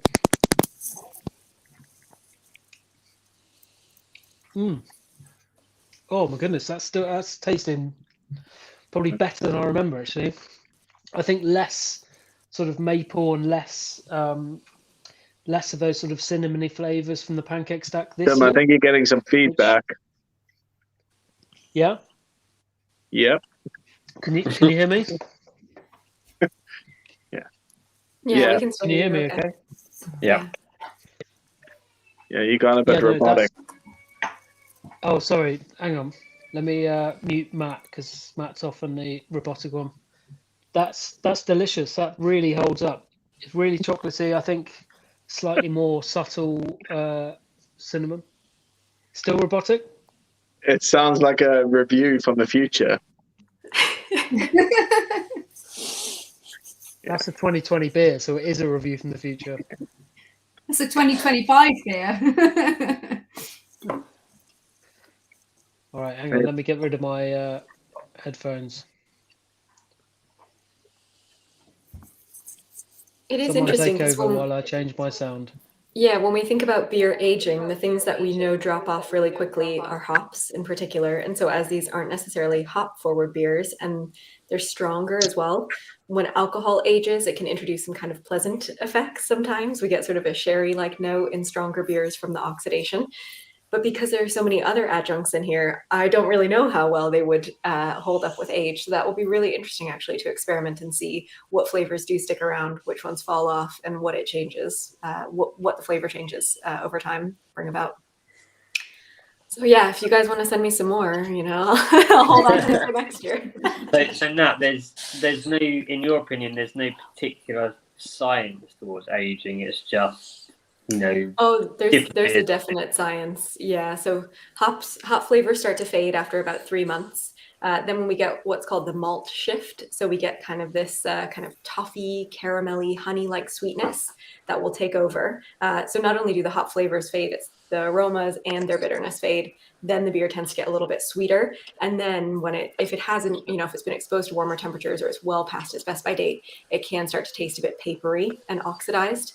But in stronger beers, they do tend to age a little bit better than, say, very hop forward beers or lower strength beers. So things like this would be good candidates to hold on to for a little bit longer if you wanted to try them next year. But always what the brewery says is what goes. So if Sean says drink fresh, you drink fresh. And then I guess there was a question earlier. I don't think we kind of addressed it, but kind of drinking temperature.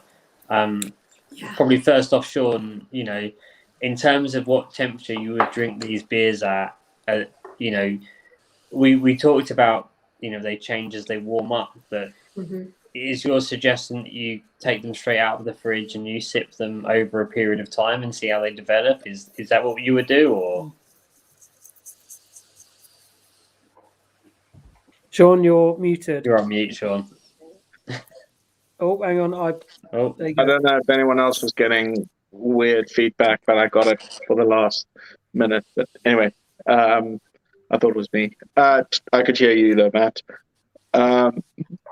I think like out the fridge is probably too cold, but not refrigerated. You probably don't want to start it that way. So I think stouts open up flavors as they warm up. You quite often see people holding their stouts in their hands to warm them up if they got them too cold. So yeah, I think you can start off out the fridge and as it warms up, it'll release more flavors. And I think these beers do that, which is great. And it's kind of like you go on a little adventure with the beer and the flavors you get. So yeah, I'd say out the fridge, it's probably just too cold, but as it warms up, you can pour it, and as it warms up, it probably you'll find a little bit of fun changing flavors. So Ashley's asked, what about doing a release party in the Caribbean for next year's range? Willie just suggested that, and I think Willie's going to pay for it for all of us. So we're all in. I'm already booking the All of us tickets, here. Tim. Oh, definitely in. Andy Parker, I've enjoyed mine. Grabbed out the back of the van just before the tasting temperature. That was probably pretty cold. It's chilly out today. Yeah, that's fridge temperature, Andy. Don't worry about that. Yeah. Andy's got a little thing that spins around on the top of his van that I think is for cooling. So he can clarify. Garages work good at this time of year as well. Yeah. Good times. All right. Thank you so much, everyone, for joining us. Thank you, Natalya, for your expertise. Carly and Danielle, thank you so much for your reviews as well, and for coming on and joining us and giving your feedback as well. Thank you, everyone at home as well, for your comments and your feedback. Sean, thank you for getting into your own house today. That was very kind of you, and for joining us. And Sean and Matt, thank you for getting on your mobiles to finally work out good sound. Yeah, we made it. Absolutely, yeah. Classic virtual tasting. Brilliant. Absolutely. Big thanks to Willie. Don't forget to check out williescacao.com. And of course, Cigar City Brewing. If you're in Florida, go see them. Any last comments or thoughts, anyone? Thanks for having us. Yeah. Beers are great. Yeah, absolutely. Thanks, Sean, for just brewing delicious beers. Yeah. It's a team effort. It's the whole brew team that gets involved. But yeah, it was a tough one this year with all the spinning we had to do, but we got through it nice and easily. Nailed it. Absolutely. Yeah, absolutely. It's a great set, and I genuinely think I think I say it every year, but I think it's my favourite set of Caribbean chocolate beers so far. And the mole is just incredible. I love it. Don't forget, when you're at home, if you've got your booklet, CCC Here's or CC Cheers, that will get you free shipping until the 17th of December. £20 minimum spend, so that sorts you out for Christmas. You are probably just about too late to order our advent calendar for Christmas delivery, but if you get one in over the weekend, we're going to do our best to get them out to you on Monday, so do keep ordering them. Thanks ever so much, everyone, for ordering this year. Absolutely. And getting one of these in your hands. We really, really hope you enjoyed the cheers. Keep the feedback coming in. Thank you ever so much, everyone. Thank you for making me eat a chili. You guys are horrible. I'll eat my co-op cake at some point, I promise. It's really perfect. It's been Take care, everyone. Thank you Thanks for the very much. opportunity. We're off. Cheers, everybody. Cheers. Take care. Cheers. Cheers all. Ta-da.